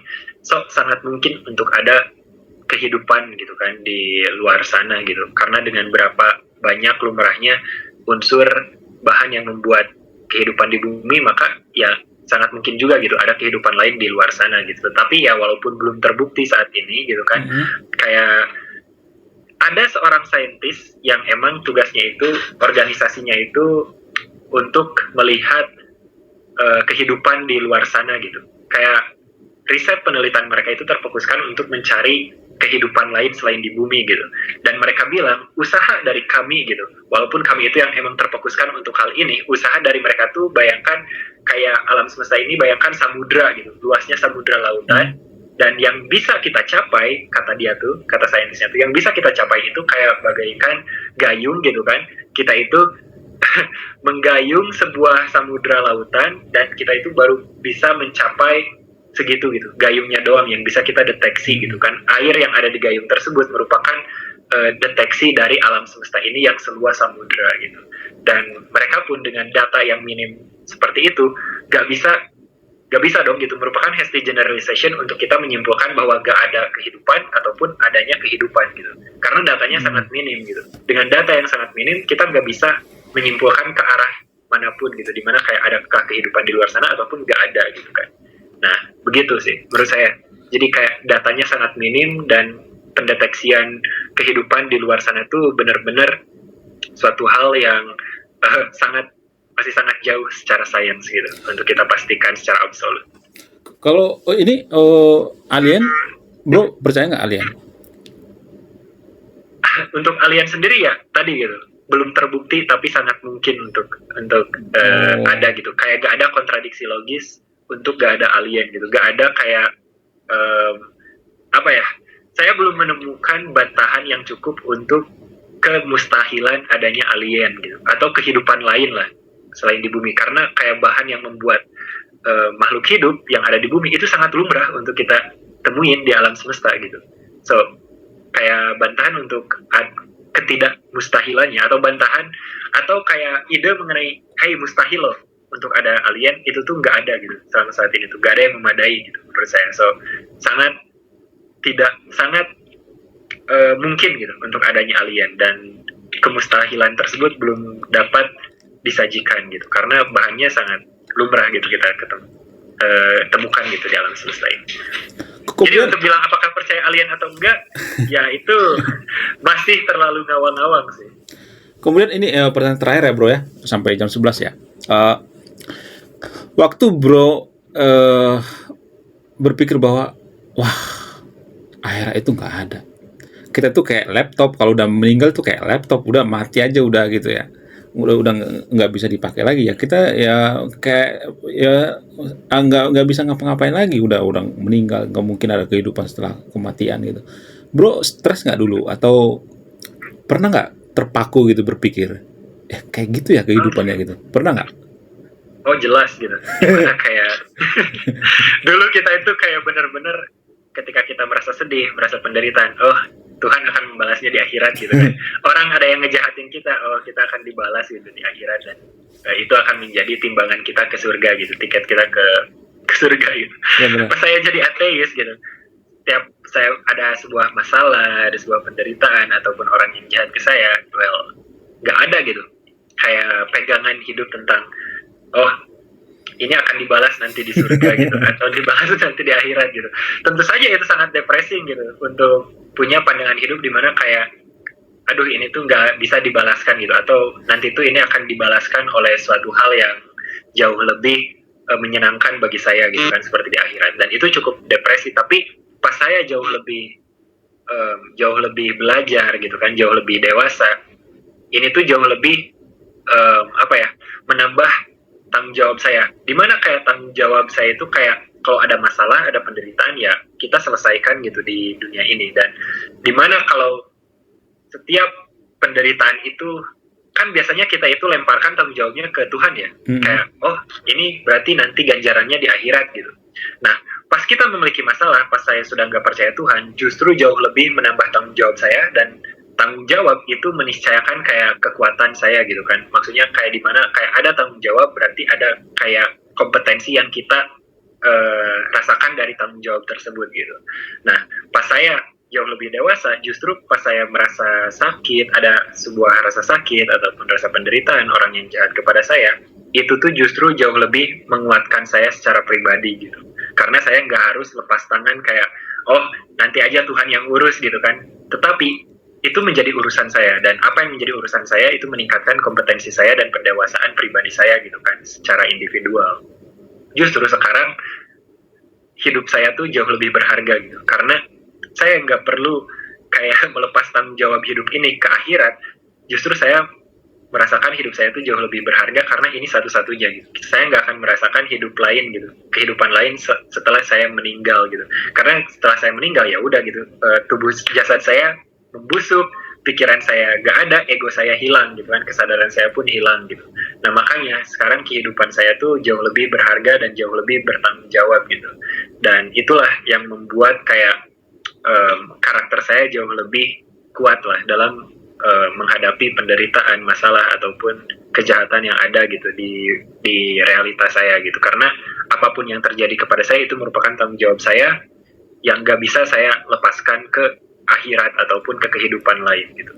Jadi justru saya jauh lebih merasa jauh lebih kuat gitu, karena saya memikir gak ada entitas lain yang mengintervensi gitu, entitas lain yang akan membayar ganjaran gitu atas penderitaan yang saya rasakan. Justru ini tanggung jawab saya sendiri, dan tanggung jawab itulah yang membuat saya jauh lebih kuat, jauh lebih kompeten, jauh lebih dewasa secara karakter gitu.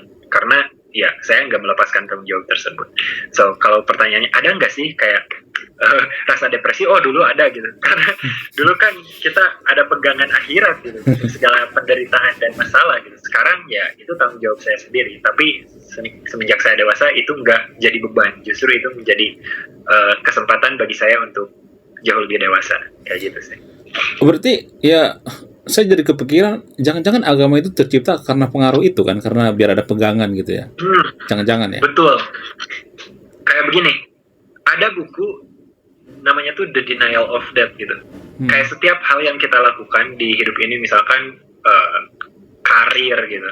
Suatu hal yang kita coba capai di dunia ini itu adalah upaya psikologis manusia untuk mengabadikan yang tidak abadi. Yang tidak abadi kan kehidupan kita. Kita lihat gitu, kayak pemimpin-pemimpin zaman dahulu yang sangat kompeten gitu. Mereka itu mencoba membuat monumen, membuat patung dari dirinya sendiri gitu. Karena mereka tahu gitu, mereka tuh hidupnya di dunia ini sementara gitu. Dan mereka mencoba untuk mengupayakan memproduksi suatu hal yang bisa melebihi kehidupan mereka gitu kan, seperti pencapaian ataupun monumen tadi gitu kan, patung-patung ini yang mereka harapkan bisa jauh lebih permanen daripada kehidupan mereka sendiri. So begitu, kayak agama ataupun itu pun hal yang sama gitu, kayak mereka tuh postulatkan kayak, well kalau kehidupan ini hanya seperti ini, ya saya lihat gitu ketidakadilan yang saya rasakan gitu kan di dunia ini gitu. Misalkan ada penderitaan, ada penyakit yang saya punya gitu kan, dan juga kejahatan yang terjadi kepada kehidupan saya. Kalau kehidupan hanya seperti ini dan kita nggak punya akhirat gitu, nggak ada sebuah entitas yang mencoba membayar ketidakadilan tersebut, yaitu jadi agitasi gitu kan di masyarakat, di individual secara psikologi gitu, karena ini tuh nggak adil gitu kan. Nah itu jadi agitasi, dan agitasi itulah yang menciptakan kayak kehidupan ataupun postulasi mengenai kehidupan selanjutnya seperti akhirat, surga dan neraka gitu. Itu sih saya setuju dengan itu. Berarti ini pertanyaan terakhir ya bro ya, terakhir banget dari tadi terakhir ya, sorry. Ya, soalnya enak sih ngobrolnya sama orang yang ini ya, yang pemikirannya luas ya. Jadi gini, apakah agama itu ciptaan manusia atau tidak? Iya. udah jelas ya berarti ya. Udah jelas ya. Berarti ya. Jelas berarti. Oke bro ya. Bro ada yang mau ditanya nggak sebelum kita tutup? Oh, yang saya tanya gitu ya. Apa itu? Abang sendiri gimana? Abang ada di posisi ateis, teis atau agnostik? Ini pertanyaan berat nih. Saya juga udah mikir tadi, kayaknya pasti nanya ini. Jadi gini, dari sudut pandang keyakinan, ya gue masih yakin Tuhan itu ada. Ya dari sudut pandang ilmiah, ya gue merasa bahwa manusia itu ya berasal dari teori evolusi, dari itu kan tulang ekor tuh nggak bisa dibantah ya. Tapi gini, gue berpikir apa susahnya sih kok cuma meyakini doang ya kan? Apa susahnya sih cuma meyakini doang? Ya, kalau misalnya kita meyakini Tuhan itu ada, apakah kita itu otomatis kita langsung bermoral atau tidak? Itu kan belum tentu juga kan? Jadi dari sudut pandang keyakinan ya gue meyakini bahwa surga itu ada, Tuhan itu ada, tapi bukan berarti itu jadi topeng gua gitu bahwa ya semua karena Tuhan itu enggak. Gue masih meyakini bahwa Tuhan itu ada, tapi itu dari sudut pandang keyakinan. Jadi harus bisa dipisah ya. Ini orang Indonesia ini tidak terbiasa ini hal seperti ini ya, karena kita dianggap pelin-pelan gitu ya. Ya kan? Dari sudut pandang keyakinan, gue masih yakin bahwa Tuhan itu ada. Tapi dari sudut pandang ilmiah, ya Tuhan nggak bisa dibuktikan secara ilmiah, ya kan? Betul.